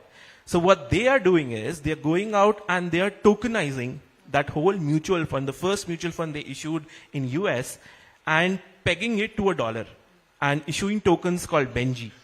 Now, when they go out and do that, the advantage that they have is, first of all, the number of people who can invest, because in these kinds of big funds where a lot of private equity and everything is involved, first of all, it's not available for general customers, right? For me, if I want to invest in it, it is not available. As an institution, if I want to invest in it, I need a 100K or a 500K check, which again, I don't have, right? But the moment you go out and tokenize it in the form of $1 and you enable it to go out and you perform your wallet gardens like KYC, AML and everything like that, and then on a public blockchain, it is available for me to actually go out and buy that. And this is exactly what is happening right now. Like a lot of these companies are actually tokenizing all these things because people say that there's no liquidity. I say you give people something which they can buy. There's so much liquidity in the market that you will be surprised. Okay, let's dwell on the part of the market integrity onto this and protection of my funds into this as well. Because as you said, there are just so many moving parts to this whole thing. It's already tokenized. There are more people that can come in as well. How does it, support, rather save, secure my money? So, 2008, I'll talk about that. 2008 with this whole Lehman Brothers thing happening, right? And earlier today I was talking to someone who actually witnessed it right in front of his eyes, was telling his company, let's take all the money out, don't invest there. And because he was just he just had 3 years of experience into it, the senior consultant was like, dude, you don't understand these stuff, chill. And later on, 3 months later, he loses, the company loses half its net worth. So essentially the problem, when you talk about it, the problem is when you go out and tokenize the MBS bonds, which we were talking about in US, right? So all of them were happening inside closed doors. So you can have as much regulation as you want. As a CA, I can give it on paper and say that as a CA, you cannot go out and audit each and every record of the company. That's why all the reports that CAs go out and issue are always on test basis. And they very well mention this, that we cannot, this is the thing that we have, our suggestion that we have is on a basis of the data that we have used, which is 4 to 5% of the total data. So that is not always accurate to actually give a true picture. Now, so when you think about it from that perspective versus the nuances that this might create, I think the nuances are way, way, way less. Why? Because the biggest nuance which was there, you need a lot of regulators, a lot of approvers, not Crystal, I think the companies which were there in US giving AAA rated things and everything like that on those where they were subpar debts and everything. So that is a very big problem where people are losing money. And when you bring all these things on chain, everything is predominantly very visible. And when it's very much visible, all those things go away. The nuance that I only see right now is because of a non-clarity of regulations. And this is where I think one of the things that with Telangana government, we are going out and doing the sandbox. As I would say the first step which is being taken is getting that clarity as to ownership of that asset. Once we have that, I don't think there's anyone in the traditional world who can go out and say, oh, you know what, that old version was better. Unless you wanted to make side money which at the backs of the normal people. All right. Also talk to us about the decentralized finance, on what is it doing now and where do you see the potential of it when it comes to tokenization? I think DeFi is actually going out and amplifying the impact. So another example which we are talking about today. So one of the companies in DeFi which is known as Ondo Finance, right? So Ondo Finance essentially what it is doing is it is taking the government treasury bonds, it is buying them and it is tokenizing those treasury bonds on chain. And now once this is put on chain, the purpose of DeFi here comes out to be going out and helping in creating that liquidity in the market, creating that market which it can enable to trade across the world irrespective of where you are because of the clarity that it has brought in. So I think that is where DeFi plays the key role. And one of the biggest challenges today when we look at it, so for bigger countries, it's a zero-sum game, where essentially, let's say, you look at US, you look at other markets in the world, and they have, if you look at their debt rates, it's 1 or 2 or 3%, right? But if you look at Indian market, it's hyperbolic 11%, 12% and everything like that. So that is where DeFi is enabling to go out and bring that cheap capital into the country and enabling that kind of a cheaper capital through these tokenized instruments. Because that is essential. So look at it from a perspective, like if I look at my ICICI Bank credit card, it tells me that your annual rate of interest, if you don't pay, is 54% interest rate, right? While another example is if you go out and take a home loan, the interest rate is always increasing. I have never seen a home loan where interest rate decreased, right? And they will increase it, but if you have to get it decreased, you need to pay a fee to get it decreased, right? But so that is one problem. Another problem which is there. So think about it, me going out and taking a home loan. So I took a loan, took me 15 days from HDFC, and the rates started from 6.85, rose up to 9%, where I said, chuck it, I don't want a loan, take the full money back. On the other hand, if I have a similar setup on Aave, and where I'm going out and taking this loan on Aave very quickly, within 2 minutes, I'm going out, signing up, taking the loan, putting the collateral, taking the loan, putting it bringing it into my Indian bank account and using that. Now, the capital that I have taken from Aave is actually going out and is dependent upon a curve which is essentially being talked about around the demand and supply. So if there's a huge amount of demand for that asset that I've borrowed, the interest will increase. But if there's no demand, the interest will decrease. So on Aave, I'm paying 1% for that capital, and on my HDFC, I'm paying 10%. So where would I go? Okay, a couple of questions then. And on one side, of course, you've talked to us about some examples, but what industries, what assets do you think are absolutely ripe for tokenization? And the second part of my question is on how do you determine that the tokenized value is accurate for the product or the organization that we're looking at? Got it. So, like, if you look at it from a perspective of what industries, I think the finance industry is way more ripe. It's like, it's about to go, like, you can say bad. But the point is, like, finance industry is one of the biggest use case where we see it. Because 40 years there has been literally no innovation in finance industry. So that is where that major thing lies. The second is a lot of illiquid markets, bond markets, real estate market.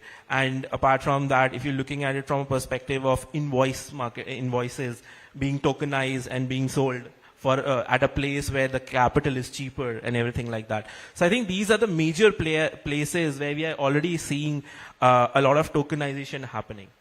And then now coming back to, I think, what was the second question? Sorry. How do you know that the tokenization is happening accurate? Correct. And that is exactly like the problem which I feel. Again, like when I'm going out and doing it with a third party, I'm believing this third party. Why? Because there is no regulatory overview and overlook, which tells me that, okay, whatever you have put in as an asset on chain actually exists and is in the custody of the government or a body that the government has created. So that is why this is something which is very essential. That as India, at least, we go out and we talk about it. We are not even talking about it. While in the other nations where I talk about, they're actually planning of implementing it. So we are we need to be way ahead, but we are not. And that is where I would like I think with these regulatory sandboxes and everything, we are striving towards that. Well, absolutely. We will talk about those sandboxes, but Hyderabad, this is your time now. We have been talking on this stage, but is there something that you would want to ask Aishwarya or even our previous panelists? They're right here. If there's any question, any feedback, any doubt, anything that you would want to make a point on. Yes, please. Can we please pass the mics here? Right here.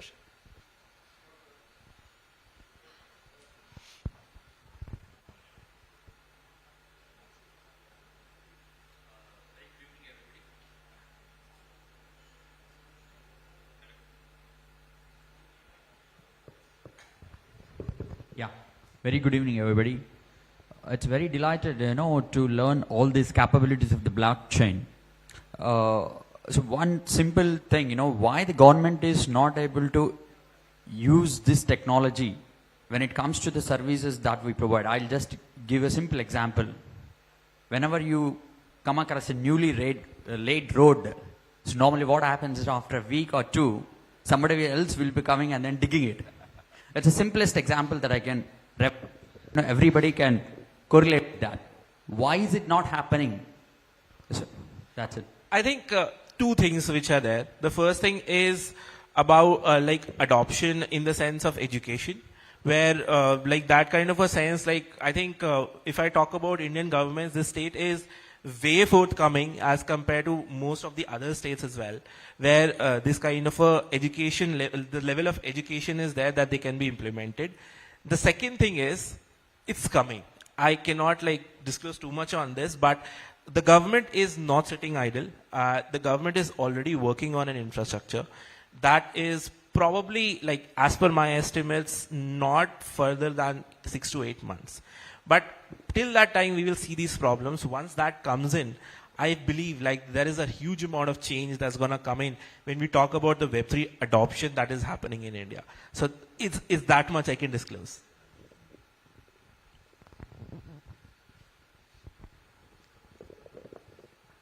Hi, it was great hearing you talk about Polygon. Could you also let us know a bit about ZK EVM, this new project that you have going on at Polygon? I think ZK is a very essential part of blockchains. Why? Because essentially, like as a government, as an organization, you cannot actually think about putting all your data on the chain, which becomes discoverable once your details are out, right? So that is where zero knowledge comes into the picture.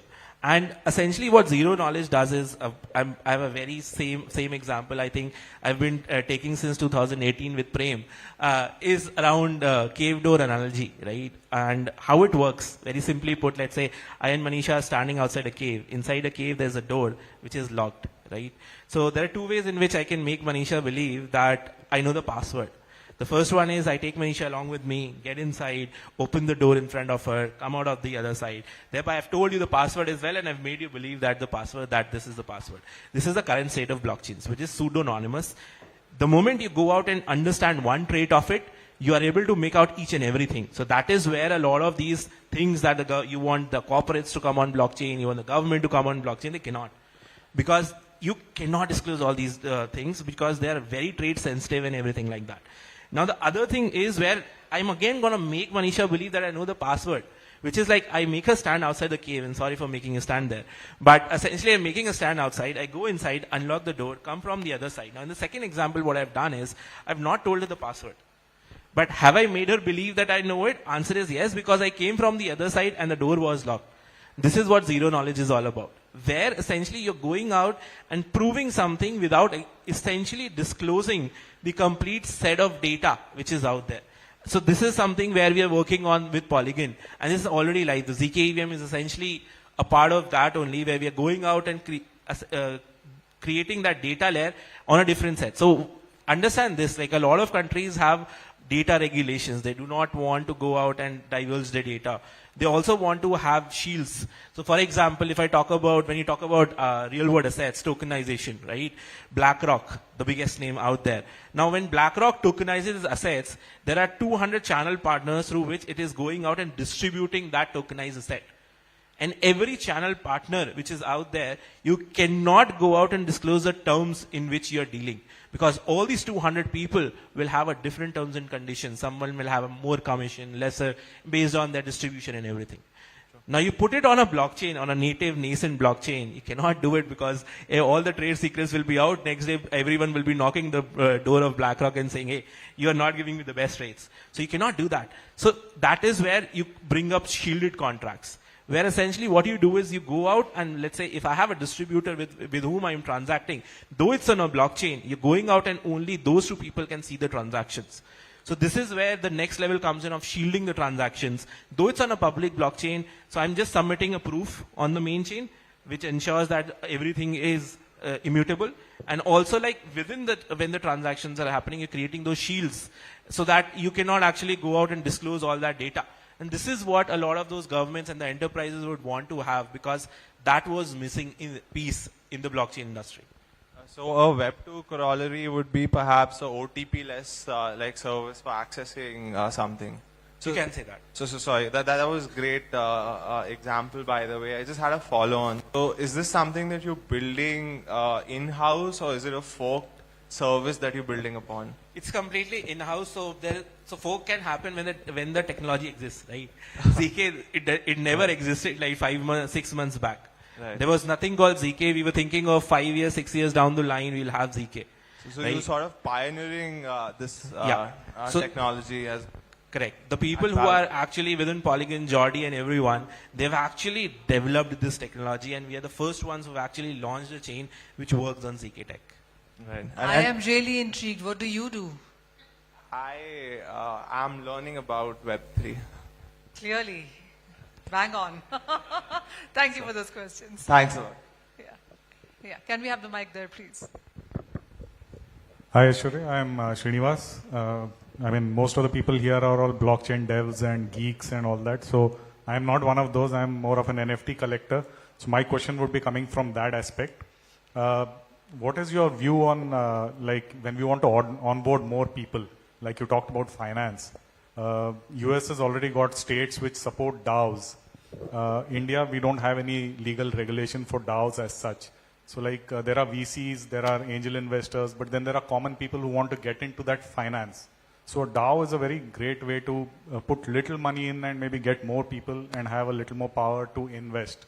So what are your views on that? That is one question. And the second one is, how do we integrate AI and blockchain? I mean, do you have any views on that? These are my two questions to you. Thank you. Yeah, thanks for that. I think if you look at NFTs today and DAOs, the structure of DAO, like decentralized autonomous organizations which are there, NFTs are like, they're both different concepts, right? DAO is a way in which you're going out and disseminating the power which people have over their maybe assets, like you can put it in a society form and everything like that.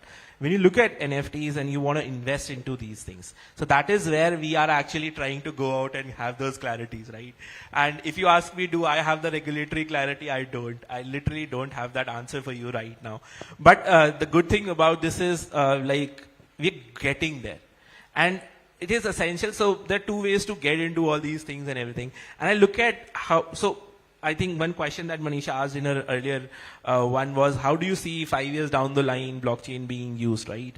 I see blockchain taking a complete backend space, right? There's no one talking about this is being built on Polygon and everything like that.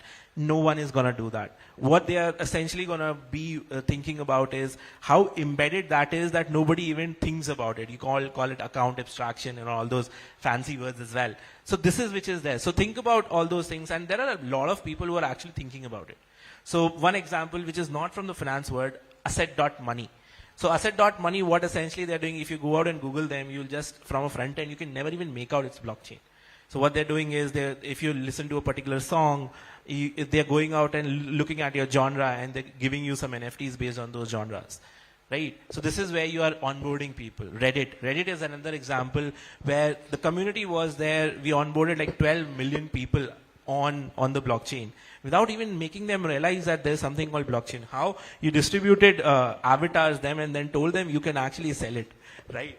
The moment people realized, oh, we have a $200, $500 asset, they all went and started learning blockchain, right? So that is where I think these things slowly and steadily people are going out and learning about it. So regarding the Reddit, actually, you get banned from most of the Reddit communities if you say NFT. But the way you took it out was really great. Digital collectible and got everybody onboarded. So also regarding AI and blockchain, if you can tell AI us. and blockchain, I think they work wonders. To be honest, like AI is not something which is new today. AI has been there for a very long period of time, but essentially blockchain gives AI its wings. People think that, okay, AI came in, blockchain will fade. The answer is no, it's not going to do that. What happens is, let's say again, if I go back to a tokenization example, and this is something someone is implementing in Bangalore, where they're tokenizing real estate. Now, when you tokenize real estate, let's say you know 4 areas where probably the property could increase value and everything like that. Think about it from a country perspective. Is there a way in which I can go out and like help you to evaluate whether the prices of this property will increase where you don't even know it existed? That is where AI comes into the picture and says, okay, you know what, I'm going to go out, find the data which is there around every place, and I'm going to give you a prediction based on which you can invest in it. So now they're complementary to each other. It's not like you have a competition between both, but it is basically complementary. That is what I feel personally. Thank you so much. Okay, I think we have time enough to take one more question. Thank you. Yeah, myself Prem Kasi, Chartered Accountant and Company Secretary. So I used to work with Aishwari on the initial stage of blockchain, and we have come a long way through. So my question would be on real estate tokenization. So currently I see a lot of companies, especially in India, also as well as other countries, they are on to this project where they want to tokenize the cars, the buildings, the hotels, so a kind of monuments, all this stuff. So 2 questions on this front. First thing, how the price mechanisms getting related to those tokens. Like we have a price mechanism offline. Let's take an example of a property, correct? And we have a demand and supply that is coming into online. I mean, when they are tokenized. So how these two are communicating so that they'll be a fair value is getting added to the tokens as well? So that is exactly, I think, first of all, Prem is someone whom I started my blockchain like official journey with. We started together in 2018, putting out a podcast together where we barely understood blockchain, to be honest. So yeah, that is where we are from. So now coming back to the question where which you have asked. So very simply, when you go out and tokenize something, right? Let's say I'm tokenizing a particular property. It has its value from the two perspectives. One is the circle rate which the government provides. The second one is essentially like always a market sell rate when you're actually going to buy, right? So the higher of both, whatever you feel is right, you can actually go out and tokenize at that value. Now, so for example, the property is 1 CR, right? And you created 50 tokens of it. So everyone's tokens value is 2 lakh rupees, correct? That is how this starts. Now, based on AI, for example, AI is giving you an input that based on these inputs that I'm getting from all of 10 different places, I feel that the property price might increase, right? I feel like that's AI. Like, let's say even not AI. Let's say you feel that in Goa, at that place, the prices of property might rise. So that is where you started the speculation of, okay, I feel even like right now the price of one is 2 lakh rupees, but I am willing to pay 2.5 lakh rupees. And that is where the discovery of price goes on chain, and you no more are relying on anything on Web2 side, but you've gone on to the Web3 side, where the tokens are trading based on the notional value that you have in your mind. So you don't need like a person to actually go out and update that, because it's something which is notional and which is based on your thought process or the AI's thought process. And just a continuous question. What are the security mechanisms people like us can get if we buy those tokens? Like currently we have Surface Act offline. So what are the possible mechanisms that we can expect in Web3 space? So mechanisms, I think there's just one requirement which I possibly say always is custody. The moment you understand custody is something, so for example, right now how these people are doing it, they're creating special purpose vehicles, SPVs, and using those SPVs, they're tokenizing the whole property. So the owner of the property is the SPV itself, and they are going out and doing it. Now, my only thought and the only thread that I have in my mind is, what if this SPV at the back end tries to sell it off while you still hold the token? And that is exactly, I also have that, where the regulatory clarity and the custody of that has to come into the picture, where let's say this is where the government plays the role. People say that there is no like in a fully evolved world, there is no requirement for government. I completely disagree on that. And this is why, because the government has its role, and it will always have its role to go out and create that trust which nobody else can create. If you look at INR, it's not like, a lot of people still feel that INR is backed by gold. I don't know how many, I'm not going to ask, but it's not. What it is based on is trust. It's just based on that trust that people have that our government will stand. Our government will be there to complete its promise. Can a private entity do that? For me, at least, the answer is no. All right, there are more questions than answers here clearly, but thank you so much, Aishwarya, for taking time out for us today. Well, there's a lot of transformation happening, and as Aishwarya said, new things evolving, a lot of work being done. Tokenization is the way to be, and we'll keep an eye on that sector. Thank you so much.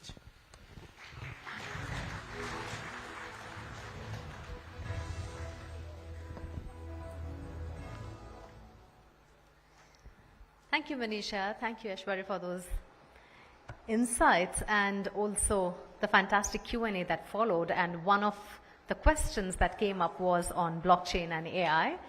So, of course, we are going to discuss that in our next panel. But before that, a gentle reminder, scan the QR code to pre-register for Unfold 2023 and get exclusive access to the discounted early bird tickets that we have been talking to you about. So we will just put it here for a little while.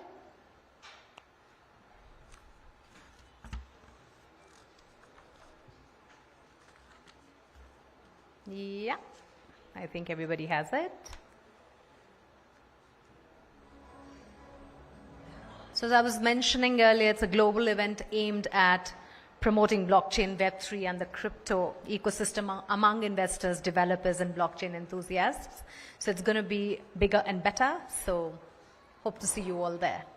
All right, ladies and gentlemen, time now for the next panel of the evening titled Exploring the Synergy of Blockchain and AI to Propel Web3 Adoption.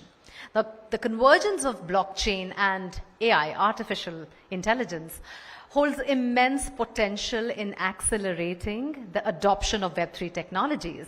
And in this panel discussion, our experts will explore the synergy of blockchain and AI to propel Web3 adoption. Now, once again, Manisha back on stage. And of course, joining her stellar panel for the evening, Ramadevi Lanka, Director, Emerging Technologies, AI, Blockchain, Cloud, Government of Telangana. Welcome, ma'am. Sriram Ananthasayanam, Partner, Consulting, Deloitte, India. Vivek Madani, Head, Flipkart, Polygon, Blockchain, COE. And also put your hands together for Vivek Gupta, CTO, Coindcx.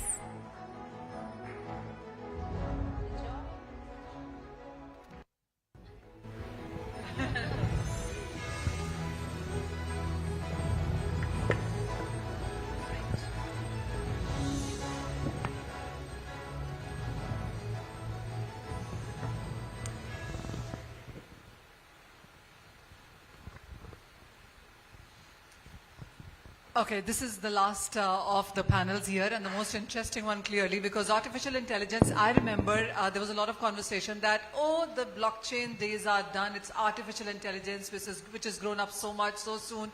And then came conversations on how artificial intelligence and blockchain, the convergence that is, makes matters even better going forward. Ma'am, I'll start with you first. And Telangana clearly has taken a lot of lead. There were conversations on how sandboxes have been created. So much work is being done. The commitment is on another level. Startups, entrepreneurs is something that is budding in this state. Do tell us first on what work is being done. And when you look at the convergence between blockchain and AI, what's your sense? Sure. Am I audible? Yeah. Thank you, Manisha. These two technologies, specifically, AI and blockchain, are very close to my heart because we have been working on this for quite some time now, Blockchain, yes, we have been working on it for almost from 2018. Incidentally, when I was talking to Vesh and Rajesh Rudu also, both of them said they also started working from 2018. So 2018 looks like a magic year for blockchain. I don't know why. So, yeah, for both of these technologies, it's a common strategy that we have for every technology for that matter, I head the emerging technologies wing in Government of Telangana, where we work with, AI, blockchain, cloud, IoT, robotics, you name it, any frontier technology is part of it. So for all these technologies, we do have a common strategy at a 50,000 level feet, if you look at it, We come out with, digital strategies or formulate policy frameworks for each of these technologies. Then we set up institutional mechanism to execute these frameworks. Third, we actually identify use cases within the government, implement pilots, and later, solve problems at population scale. So this is what we do for each technology at a higher level, And coming to AI, we are doing some wonderful work here in AI. We are working currently on more than 20 projects in AI. Of course, we do work, all these initiatives, in partnership with different stakeholders. It could be enterprises, industries, startups, foundations, academia. And each of these projects has a specific partner. That's the mantra for us, collaborate and work with partners.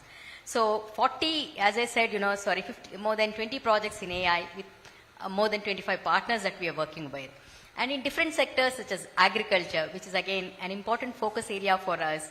And in AI, it's a very innovative approach that we have taken in agriculture. We take a particular crop like chilies, and across the value of chain of the crop, we are actually deploying different technologies. And initially in phase 1, we started deploying AI, AI for dissemination of best practices, crop advisories using chatbots, and so on, quality assaying. Like right now, it's done very manually, rudimentary way, the way produce is graded. So we are using AI for that. This is in phase 1. Of course, phase 2, we are going to deploy more emerging technologies, include blockchain for traceability, where you can really identify, where the entire, production cycle of chilies. So that, as you all, you may know, that chilies are being exported to other countries. In fact, I read an article somewhere, in one of the states, where, chilies are exported, the US FDA has actually rejected it, saying that there's a lot of adulteration. So when you actually implement blockchain, that brings in trust and transparency, So it's a so this is about AI, again, blockchain, as you rightly said. I can go on and on, Most of these companies, blockchain, small companies to big, they come and tell us, oh, we want to do this use case. And when they actually start sharing us on that, every use case that they bring to us, in one form or the other, we would have implemented it, We are always scouting for innovative use cases, to implement, to solve problems. Our primary, objective in leveraging these technologies or in adopting these technologies is to solve societal problems. As I said, in agriculture, to increase revenue to the farmer. If you look at blockchain, one of the areas, education credentials, this, it's happened a couple of years back, I think. Students or, young men from the 2 Telugu states apply for visa in US. They are the largest number compared to other states. So it seems the Consul General of, US, he told our minister, saying that while we are happy that most of the students from your state are coming to our country, but do something about these fake certificates, because, so, and he told us do something, So we implemented blockchain initially as a pilot, in one of the universities. So that's another area. And the classic example, as I said, is traceability, as somebody also spoke. So the number of use cases that we're using and implementing. And one more very exciting project that we did was, again, voting. And somebody was asking, how do you integrate AI and blockchain? You really don't need to integrate. You just use, they do complement each other, because AI is as good as its data is, the algorithm, functions based on the data that is fed into it.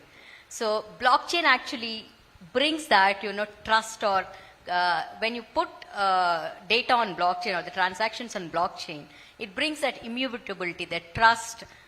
So which actually, when this data is fed to the AI algorithms, it actually comes out with results, more accurate results. So you don't really need to integrate the solutions. But, and to give an example for the use case in voting, it's a application that we have developed. It's a mobile application. And the biggest challenge when you vote, when you go to a physical booth, what do? They check you. They actually verify whether you are the same person who is coming to vote, right? We actually did that by using artificial intelligence, facial recognition technology, and live detection, whether a person is really, when, is alive when he's actually registering for voting. So we used AI for that, and to secure your votes, once I vote, is my vote secure? Has the vote casted to the same person to whom I'm voting? That again is encrypted and put on blockchain. It's a combination of technology. It's using synergy, synergy between these 2 technologies. And lastly, sandbox, already Mr. Dilip Shanai has spoken about it. It's one of the most innovative, initiatives that we have implemented in India. In fact, in Dubai, the World Government Summit happened, and in fact, they invited me to share our experience in the sandbox. So it's going global, that particular initiative. They were, representatives from UK, as other countries, but they really wanted to understand the India experience from India, because India provides scale and size, diversity, and so on. So, and the latest one, which Vish was also mentioning, just before this even started, we were actually discussing on tokenization, That's one area. And as a proactive government, we always try to see, what are the challenges that the industry is facing. So how do we actually help the industry, the ecosystem, in solving these challenges? So we are working on coming out with a tokenization framework that probably could help, solve challenges. And I heard Vish talking many times, regulator is required, regulator clarity is not there. That's what we are trying to address, Vish. Yeah. I was talking to you on the table earlier on whether it's Bengaluru versus Hyderabad and who wins the game. Well, in terms of emerging technologies, since I can proudly say, Hyderabad is leading. Of course, Bangalore has its always advantage, first mover advantage. And you should hear our minister speaking, we have overtaken them in terms of software exports. I don't have the numbers with him. Our minister would just spell out, those numbers. So we are there, but in terms of exports, we really, the exports from Hyderabad far exceeded than that of Bangalore, and also I think GDP. Since I'm not in the domain, but I cannot give you the right numbers, we are, probably in the next couple of years, way ahead of Bangalore. All right, we take your word for that. You talked to us about the voting numbers, the fake certificates as well. So that's part of the education, of course. But as far as finance goes, healthcare goes, what is the government really looking into for? Well, healthcare, that's a very important area. Right now, people are not sharing data because we have this concern, right? Privacy. It's like, how is my data safe? Is my data secure? But once we actually put these health records on blockchain, that brings in trust to the patients, and it actually offers enormous opportunities, in terms of enhancing patient care, treatment plans, you name it. That's in healthcare. Then the other one you said finance, right? A very interesting application that I would like to share, which we did in 2019, I think. It's for the self-help groups. They're very poor women, who take loans from government. It's at a very nominal percentage, 2%, 3% interest rate is given.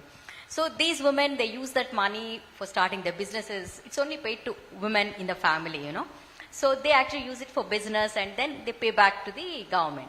So what we thought, all of us know that unless you submit a collateral to a bank, you cannot get a loan. So what if we can, as a government, develop a credit score for these poor women who are paying back, that incentivize their, behavior, So we actually implemented a blockchain solution. It's called Srinidhi blockchain, solution or something. That women group is called Srinidhi, or the project name is. So that's a wonderful project. If it can be replicated, of course, we did a small pilot. It really opens up a lot of opportunities, in terms of loan. Again, coming to another DeFi that you talked about, decentralized financing, I think, that's one area where blockchain is going to play a critical role, especially peer-to-peer lending, where trust is required, right? So that's another area. Yeah. Okay. We will, of course, come back to you, but let's take first initial comments from rest of our panelists as well, and I'll start with you. So when you talk about AI and when we talk about blockchain, the convergence that is, which sectors, which areas do you see that being the most prevalent or ripe for? So I think one of these, one example that sort of came to my head, and this was as we were exploring deploying a large learning model for image generation, right, on Flipkart. I think there's a lot of legal considerations about what AI models are really trained on, right, and if they're infringing upon copyright, IP, trademark, all of that, right. So if essentially AI could actually be trained on verifiable data sets, I think that would be interesting, because then it allows for a lot of enterprises that do not want to operate in the gray or operate on the other side of the gray to adopt models that are actually trained on verifiable proven data sets. So I think that's very interesting. And if you think about it, there are protocols, and there's a lot of marketplaces where users themselves are sort of now being incentivized to share and sell their data, so that data can essentially be used, right? So I think that is definitely very interesting.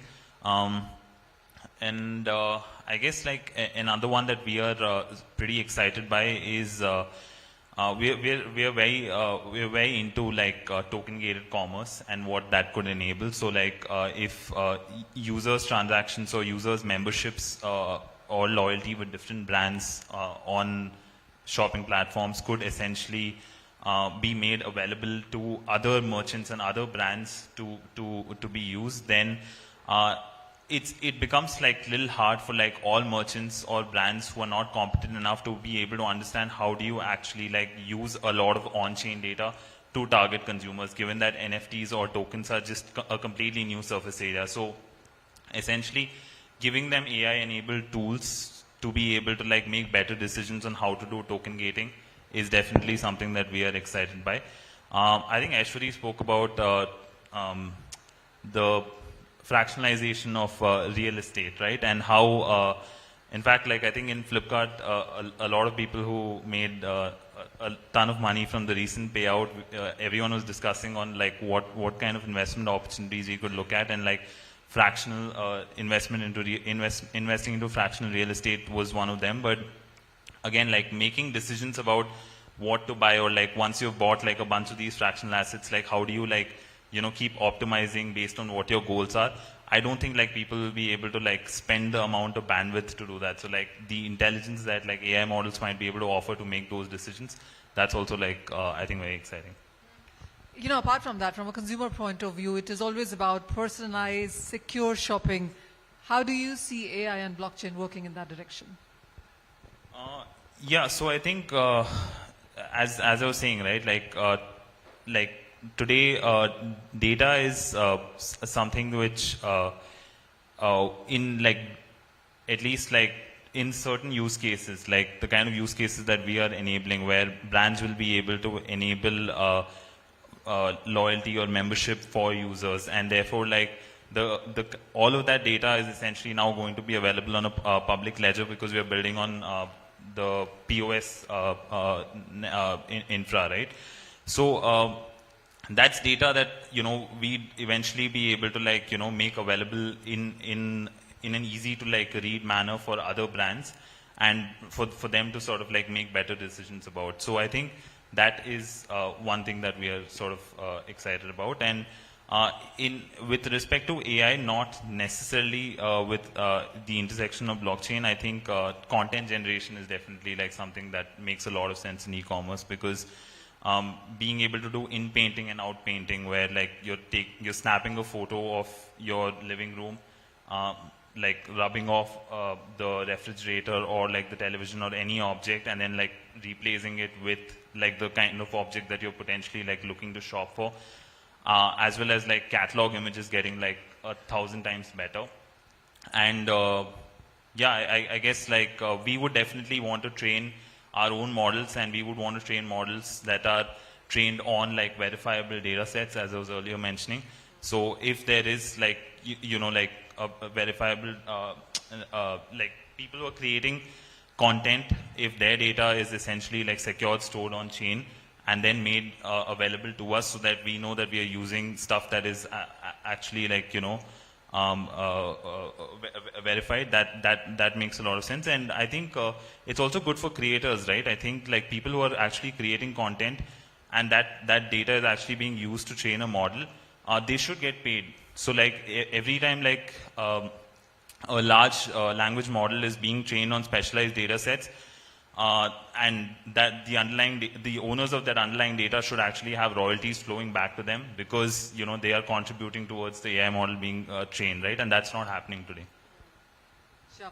Yeah. I also want to talk about the immersive experiences, and I did that a couple of times myself with Titan, and then Seat was giving tires this way, and a couple of other companies as well. How is that working right now? Because do you think, we did see investors' interest peak on that, but didn't stay there really. What is the work being done around those?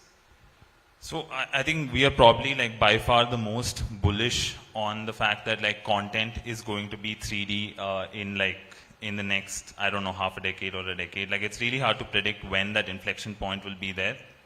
But we started investing into 3D content sometime in 2020, and almost I think like, you know, the entire, like the largest sort of business for Flipkart is mobile phones, selling smartphones on Flipkart, right? And almost the entire smartphones collection currently has a 3D model. In fact, there's an experiment where like the image gallery is sort of like replaced by a 3D asset where users can interact with it, zoom in, zoom out, right?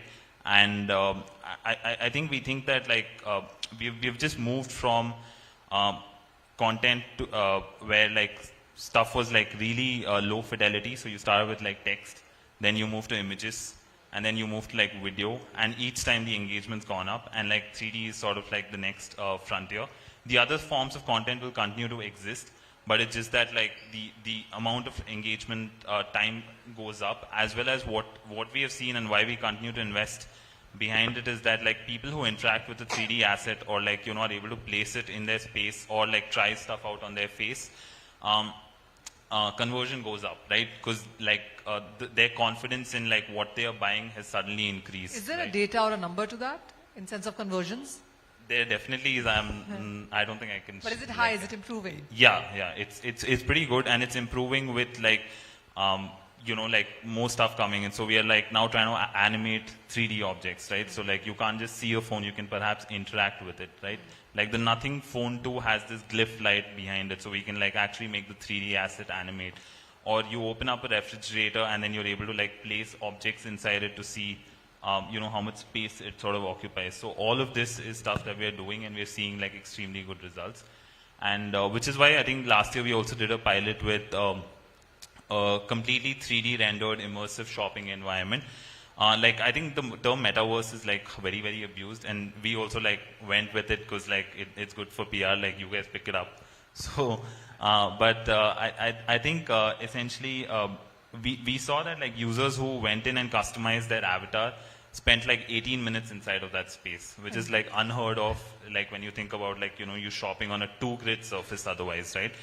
So definitely I think like it increases engagement, and like today like most people are most attention is sort of like captured by social media, which is why like, you know, anyone who needs to acquire a customer needs to like, you know, pay a tax there, and therefore like, you know, you have to like think about like conversational, which is where like again AI comes in, or you have to think about social, which is slightly hard to do because you didn't start off with social first, and like there are like tons of social apps. And like this is very interesting where like 3D and like more game-like immersive environments, if you're able to like really figure out like how to build stuff that engages users, tells them a like much better story than a 2-grid surface, then we're likely to like hold on to them and also like bring more users in. Fair point. That Sriram, this question is to you. So when you look at startups and entrepreneurs, how are you looking at them leveraging the AI and blockchain as a convergence? Very interesting question. So, you know, many of them, for want of a choice of a niche area, for getting the right valuations and getting the right investors, are looking to solve a particular problem. And that particular problem, more often than not, is being solved by a particular technology, and not a confluence of technologies, if I may use the word. For example, both the speakers talked about, you talked about metaverse, you talked about AI, you talked about blockchain.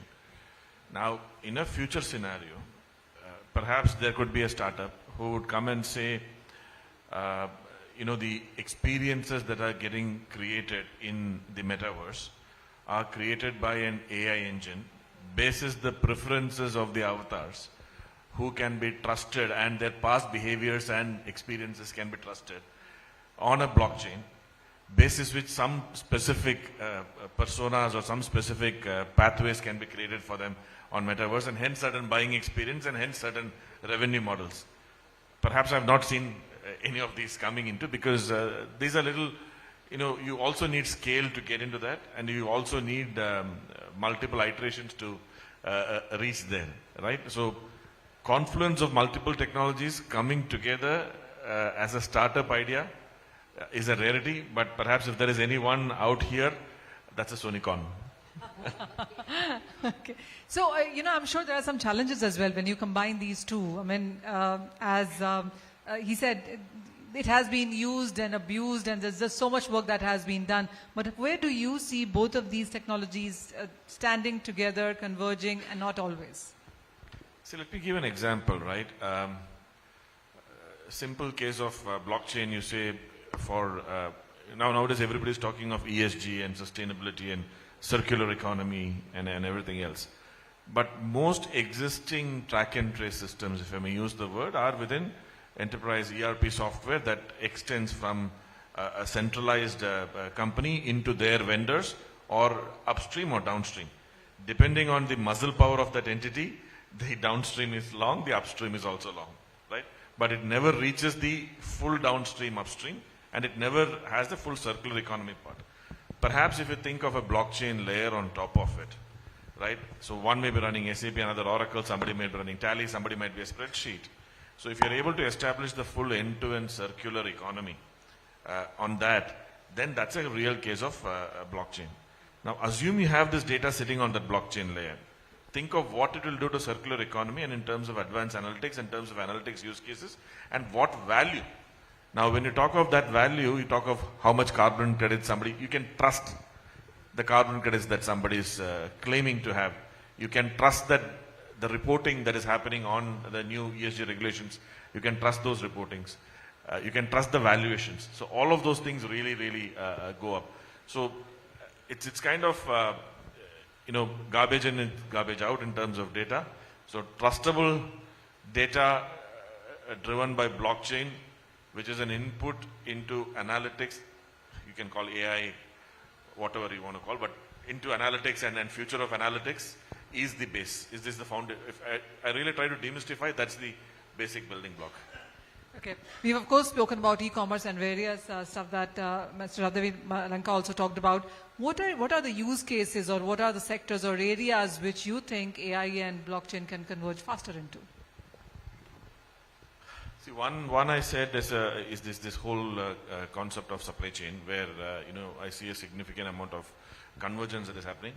But other than convergence, there are certain areas that really worry me.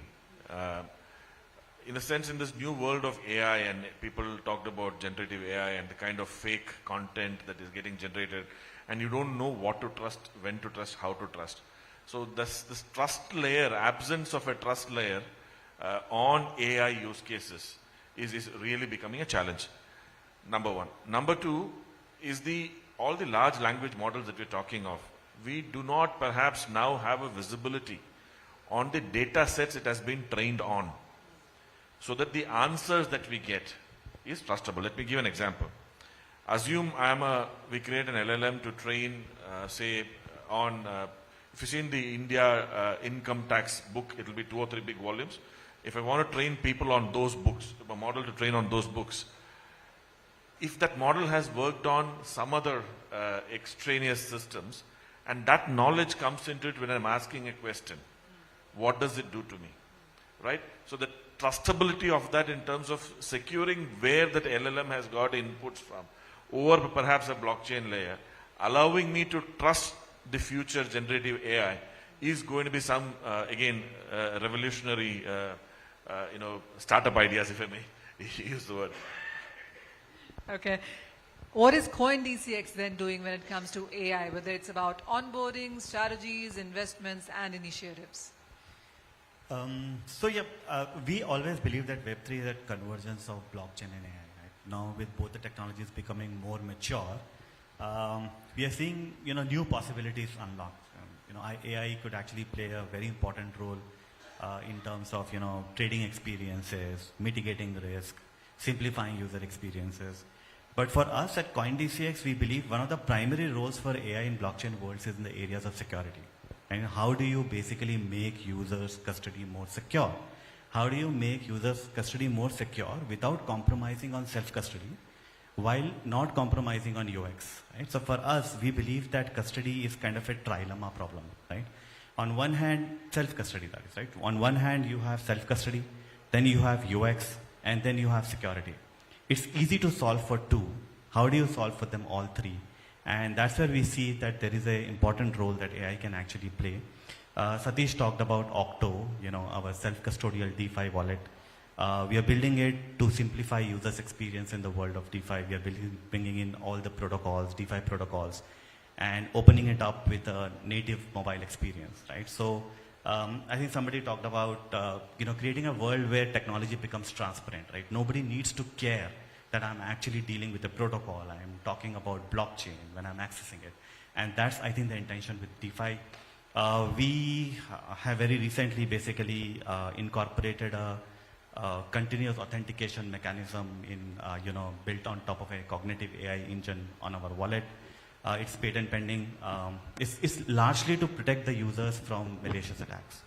Another work in progress we have is where we are basically looking at, trying to identify malicious smart contracts. So one of the biggest problems, I think, in the Web3 world today is openness. The biggest advantage is its openness, right? Everybody comes, everybody is able to access, anybody is able to launch a smart contract.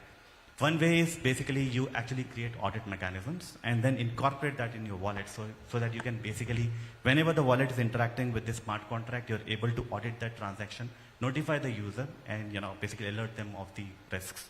And that's another technology that we are working on. Other than that, we are actually incorporating it. We basically put it in our chatbots. We are actually using it in our personalization, because we are a super dApp, as we call it. And super dApp, obviously, you have to personalize the experience. But largely, for us, we truly believe that AI's main role is to actually enhance security of our wallet, and that's where our focus is right now. So what kind of collaborations, what kind of researches is the company taking on?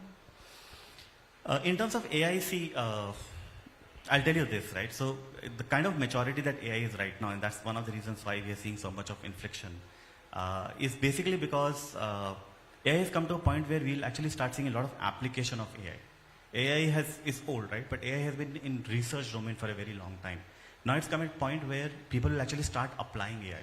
And you'll start seeing a lot of application of AI to solve specific problems that industries see. For example, we are seeing problems in self-custodial wallets. We are trying to apply AI to solve that problem, right? So applied AI is going to be one of the growing areas. For us, when it comes to application of AI, like I said, one of the primary areas identifying where to use AI, strategically, and most importantly, for our users, where do we see the value to be added? Having identified that, basically upskill our engineers. We've got an excellent team of engineers. We already have engineers actually starting to apply that AI, so we're actually upskilling that.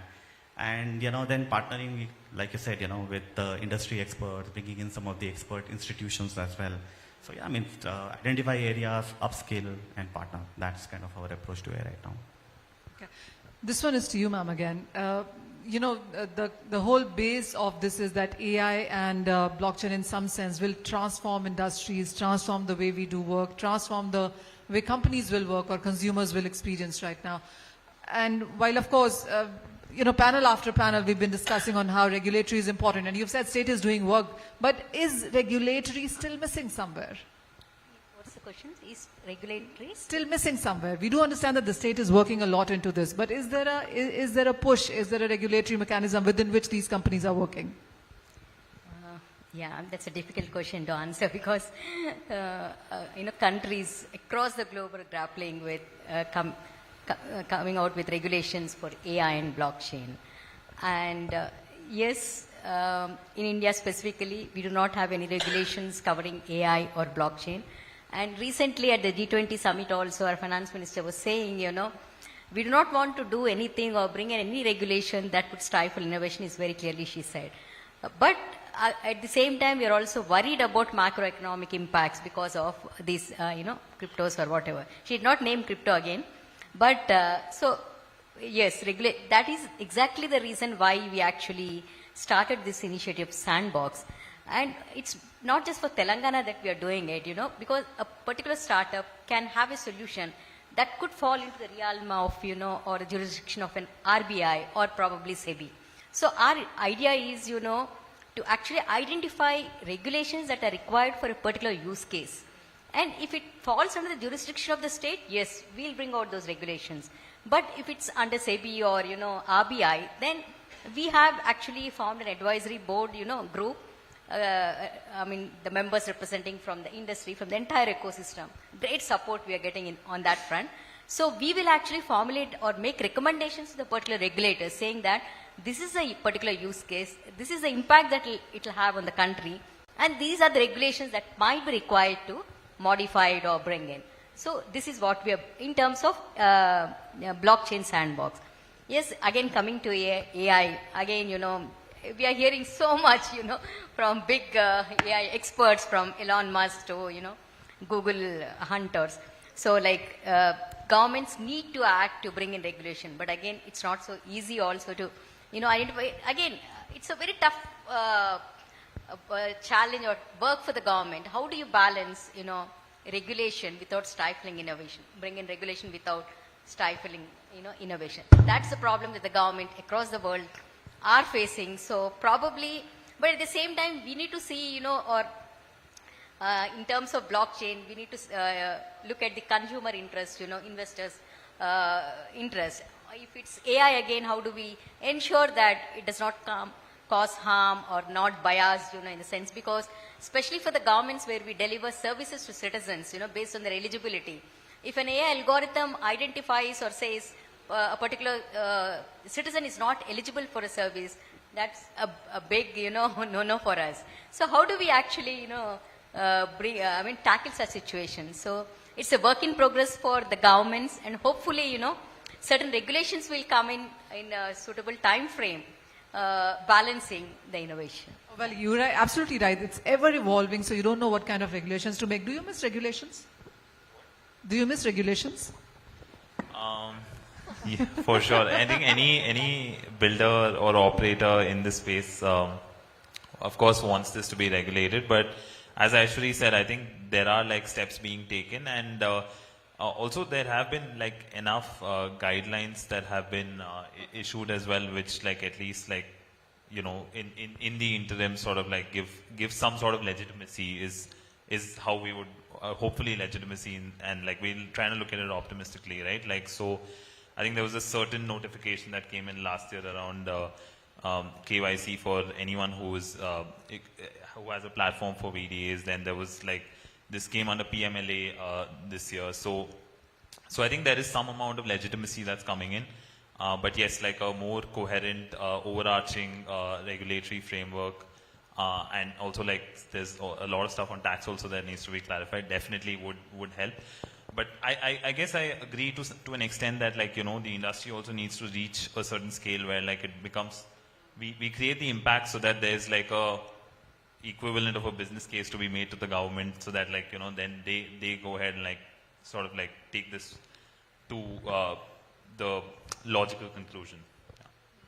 Sriram, how would you look at the industry right now? I mean, do you think there's enough dialogue happening, or is it something still missing? See, I think a lot of the companies are representing to government in terms of what needs to be done, and there are a lot of working committees that are being currently set up in terms of looking at this. However, government is pretty clear that crypto is bad. Everybody has made that statement loud and clear. And again, the question of stifling innovation with regulation. There are a lot of purists who would believe that in the absence of a public blockchain, a private blockchain is not a blockchain itself, right? So people make that statement as well. However, I think we have much past some of those dialogues, and we are seeing the real utility value of the technology. Now, in terms of specific regulations, multiple use cases are coming in. I got a particular case where somebody bought some land in decentralized land in, using an IP address in somewhere in Singapore, sold it, made $100,000 money, and wanted to repatriate it to India and convert it into rupee. And they came to a tax office and said, tell me what is the tax implication. Right, so the whole, the number of tax laws, the international laws it hits, there's no visibility, nobody has a clue. So there are many first of a kind such conversations that are hitting with blockchain, NFTs, tokens, etc. When it comes to AI, the challenge is even more, right? In terms of India's privacy data protection bill is now coming up in the monsoon session, is what we had told. What is it going to say in terms of right to be known, right to be forgotten, right to have control on my data, right to assent, right to withdraw that? All of that will have a significant play in AI models. Right? Today my behavior you are tracking and you're going to give me some insights. Tomorrow I partially withdraw some of those aspects. Is the data going to be stored? Who is going to monitor? Who is going to police? Who is going to take care of my own rights? A lot of questions. I'm sure enough knowledgeable people in the government are tackling that. But these regulations, the best thing for the industry is that technology is moving faster than regulations are coming, which is the ideal state to be in. Because if regulations get ahead of technology, probably a lot of things would get stifled. Absolutely. And this is the time again where we open the floor for you. So whether it's about AI, blockchain, technology, the way it's changing our lives on a daily basis, the kind of work that is being done, if you have a point to make, this is the time. Yeah, thank you for the wonderful session. So my question, I have two questions basically. Number one, when we're talking about AI and blockchain, So is it only about the data which is getting stored and it should be secure? Or are we already talking about, making the AI embedded in the protocol itself so that it can also identify which node or which validator may go for 51% attack or Sybil attack? Like, is this one of the use case of AI? Are we also exploring that? And second question is, when we talk about Web3, we have been building most of our things on public layer blockchain, which is either Bitcoin or Ethereum. So is India also planning, or should India also come up with a public layer 1 blockchain? That's the two questions. So the answer to the first question is a simple yes. Yeah, protocols will actually integrate a lot of AI deeply into the system. I don't see AI playing an external part in any of the technology systems, in fact. I think AI will be one of the most deeply penetrated technologies technically. Right? I didn't quite catch your second question. What did you mean?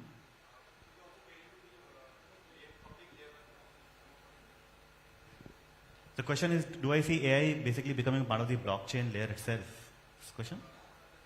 So, thanks for the first question. A reply. And the second question is more about, we have been building on Bitcoin and Ethereum mostly, right? So public layer 1 blockchain coming from India, where our layer 1 blockchain and our developers building on it. There is Polygon, right? Polygon is mostly L2, right? So yes, I mean, yeah. So we'll have blockchains coming out of India. That's definitely going to be the case.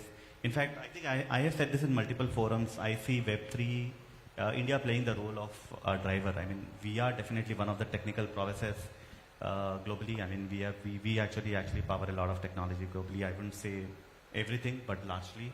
But when it comes to Web3, obviously we have to play the role of a leader, driver. So there is obviously going to be a lot of role that we'll be basically seeing coming out of India.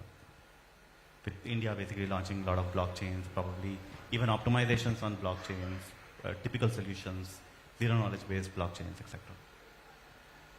Thank you. Yeah, my question is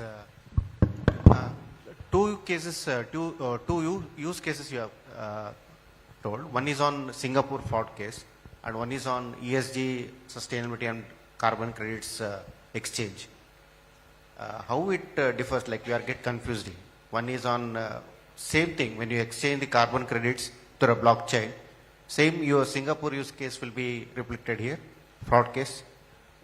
Sorry, I didn't mean to talk about a real fraud case that happened in Singapore. This was a fictitious query that came from somebody, and we are trying to build our own practice. So, do not hold me to that somebody did defraud in Singapore, right? So the first part on circular economy, what I said was, there are multiple disparate entities in a value chain. Many of them are sitting in different types of systems. The ability for them to connect to each other and have a common track and trace or chain of custody on something that is flowing from point A to point B and going back into point A can be enabled through a blockchain layer, helping you define carbon credits and circular economy and ESG reporting. That is what I said. So that is absolutely not related to the other part where somebody bought perhaps land in Decentraland using Indian money, converted into dollars in an exchange, and that he or she sold, made a profit, wants to repatriate to India. What happens? That's an fictitious example I gave in terms of what all tax laws, GST laws, international PMLA or FERA, what all it hits, nobody knows, right? Those are some of the questions that will get asked when this becomes really big and grows, and that's where regulations will have to come and address, is what I said. So who stands to gain until the regulations don't come? See, until the regulations do not come, I would expect every law-abiding citizens, like the Honorable Finance Minister said, have to declare the profits that you have made and be a law-abiding citizen, and not to brush things under the carpet, because the arms of the law are long. Yeah, we know that dialogue. And very long. Yeah. It'll catch up with you. In your lifetime. I have a question. Can I? So, ma'am, Rana ma'am, especially for you. So, I was building a project during a hackathon. So, this was for a electronic health record. So, the main idea was to build a decentralized platform for users, and another aspect was to get users like research companies, so that users can sell their medical records themselves. like total control. So we faced two problems as a team there. So one was like normal users, like us people. Those are not into tech. How can they like basically interact with MetaMask, like remember those phrases? Like, is there different alternative to it?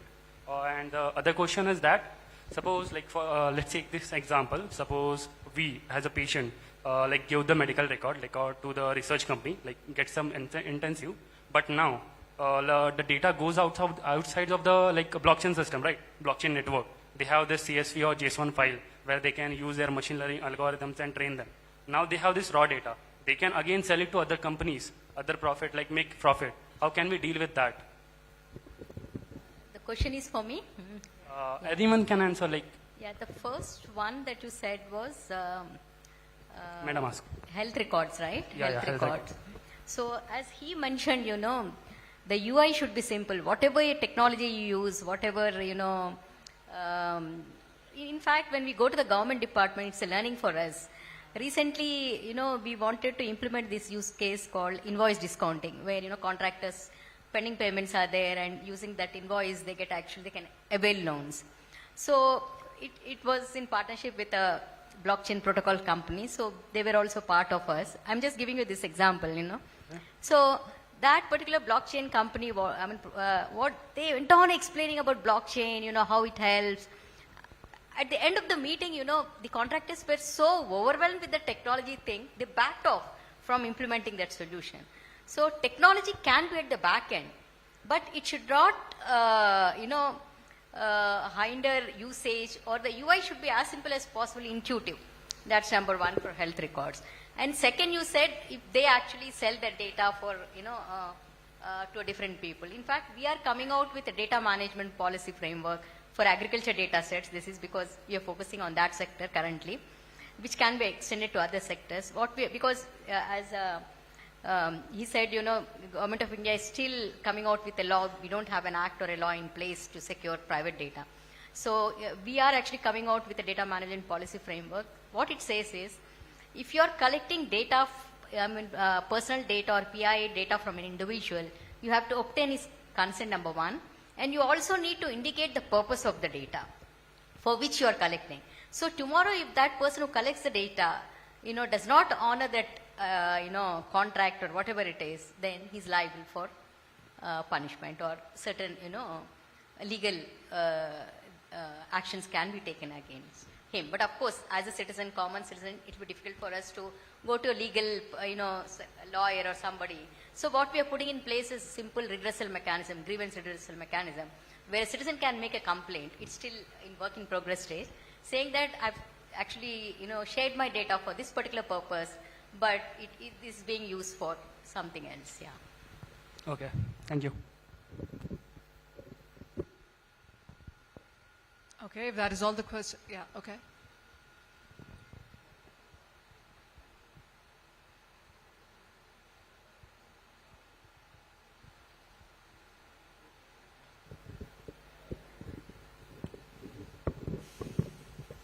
Good evening, ma'am. My name is Prateek. My question is to Ramadevi, ma'am.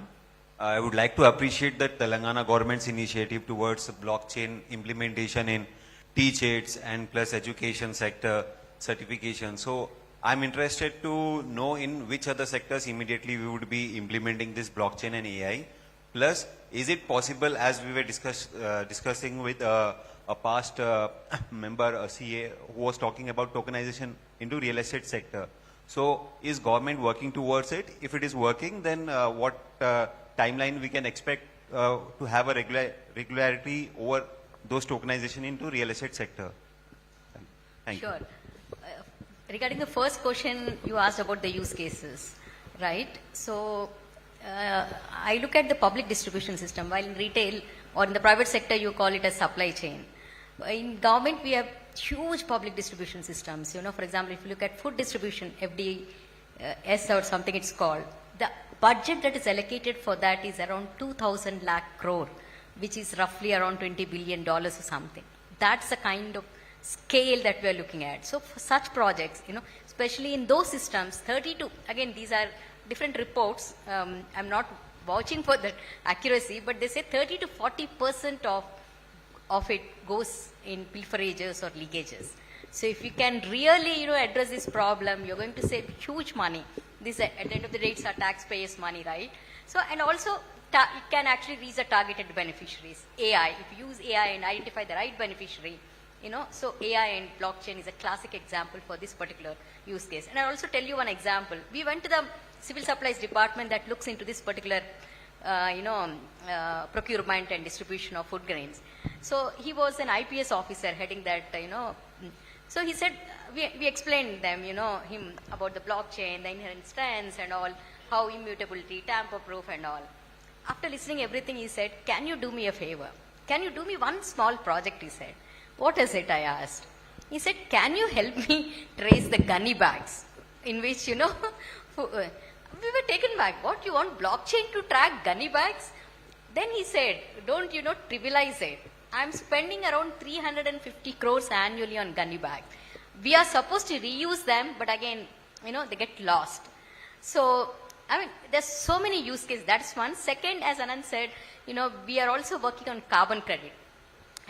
For example, now because of trust and climate change, there are a lot of projects that we're implementing from, replacing conventional street lights with LED lights, There's so many carbon credits that are available with the government, but they're not sure or not aware probably of how to, trade them. So we are actually right from generation of these carbon credits to trading. We're actually, of course, it's 3 startups are involved in it, right from, capturing the generation of carbon credits to MRV, it's called monitoring, verification and recording, MVR. And then trading, So different 3 kind of startups are actually being engaged across from end-to-end solution.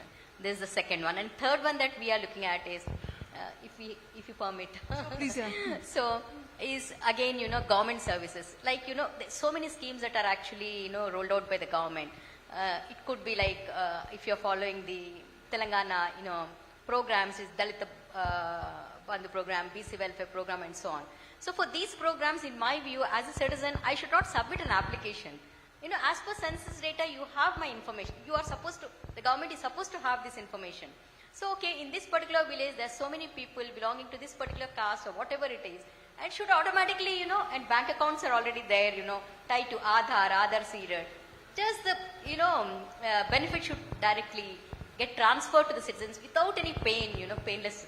So that's the third use case, which is not really practically possible, but that is something like, I would love to actually have it here. Time frame you said, right? This is the first kickoff meeting that we had today, maybe others. So in a couple of months, I would say, because it's the first of its kind that we are doing, even we don't know the path that we are treading on, because it hasn't been initiated anywhere in the country, So it will take a while for us to understand what exactly is the animal that we are trying to tackle. And probably after 1 or 2 meetings, we will definitely understand, the depth of it and come out with a time. Can I say something? Just to add on. This is not a technology problem alone, right? Let's not look at some of these problems from a technology lens alone. If you're trying to tokenize a land parcel, that tokenized parcel, you should have trust, which means the ownership, what you call Genesis Golden Record, you should have absolute trust that this belongs to my land, I am tokenizing and giving it to 100 people. If you're buying, you should trust that that land belongs to me. Now, if I'm not able to trace the origin of the land right from the moment the land was denotified and build that full trust, this entire tokenization is garbage in, garbage out. It's completely waste of time, money, energy. So it's not a technology problem alone. It's a problem of business. It's a problem of governance. It's a problem of regulation. And yes, technology is the means to solve one of those problems. He put it in the right way.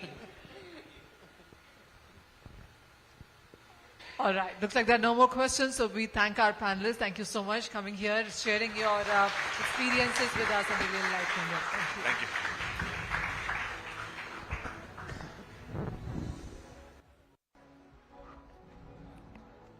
All the panelists were faster than me coming to the podium.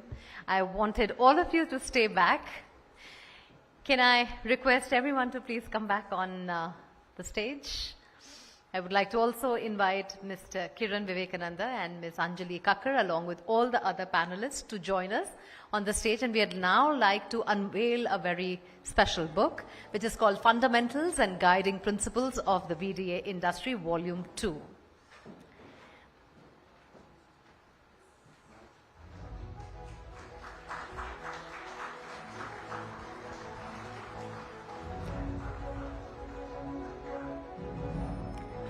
This would also be our photo op.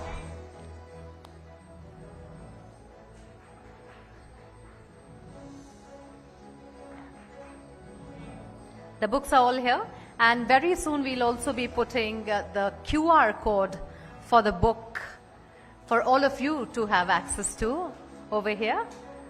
So once the book is unveiled, you can copy the QR code.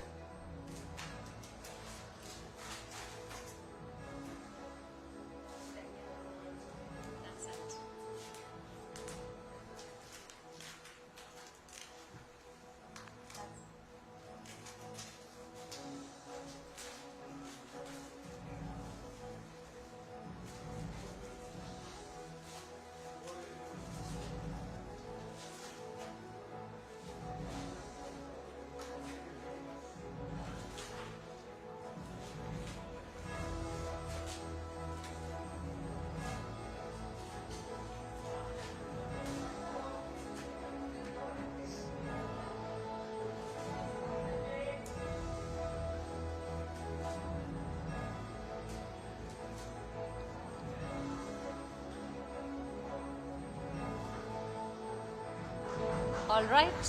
Yes. A big round of applause, and can we all pose with the book?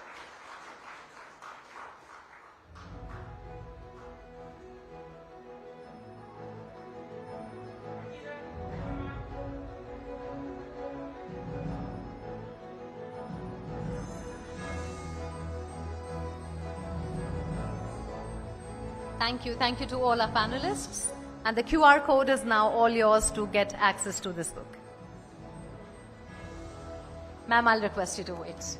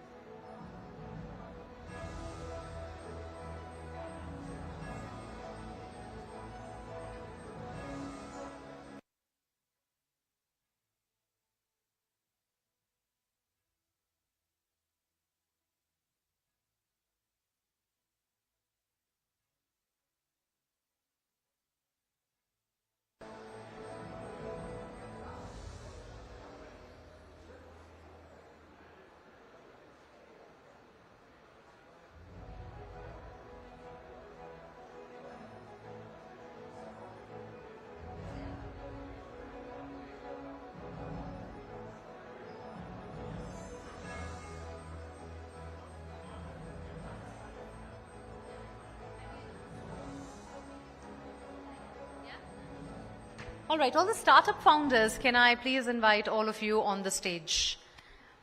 Young startups from Spot Spreads, Equity, Zoth, and Rights for Life. And all the stakeholders as well of Web3 regulation. Web3 regulatory sandbox. All right. Okay, now we have the entire list. Can we have all of you here on the stage for a photo op? Can I also have the dignitaries, please? Mr. Shana, come.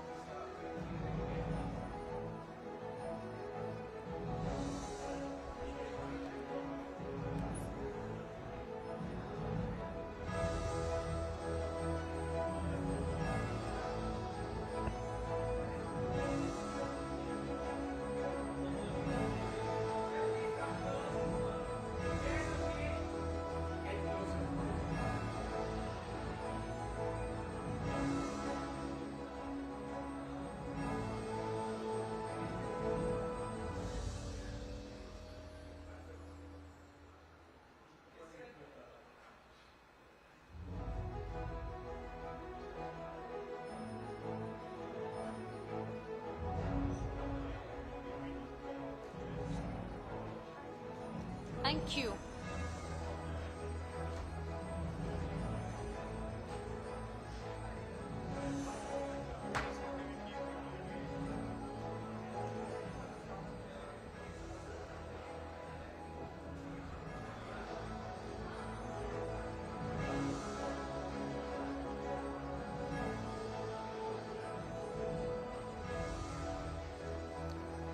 We'll request everybody to stay back.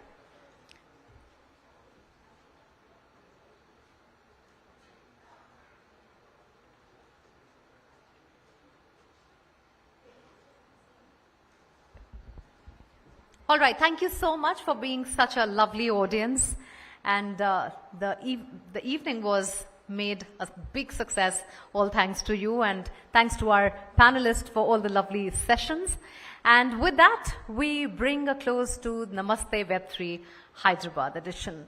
Hope you have joined the Telegram channel Namaste Web3, the movement where we are going to keep you posted about all that is going to happen. The code, can we have the code again? Yes, so the ones who haven't been able to scan the code, yes, this one's for you. And a big thank you to everyone once again for being a wonderful audience. And now it's time, yes, for a round of applause for yourselves and the panelists.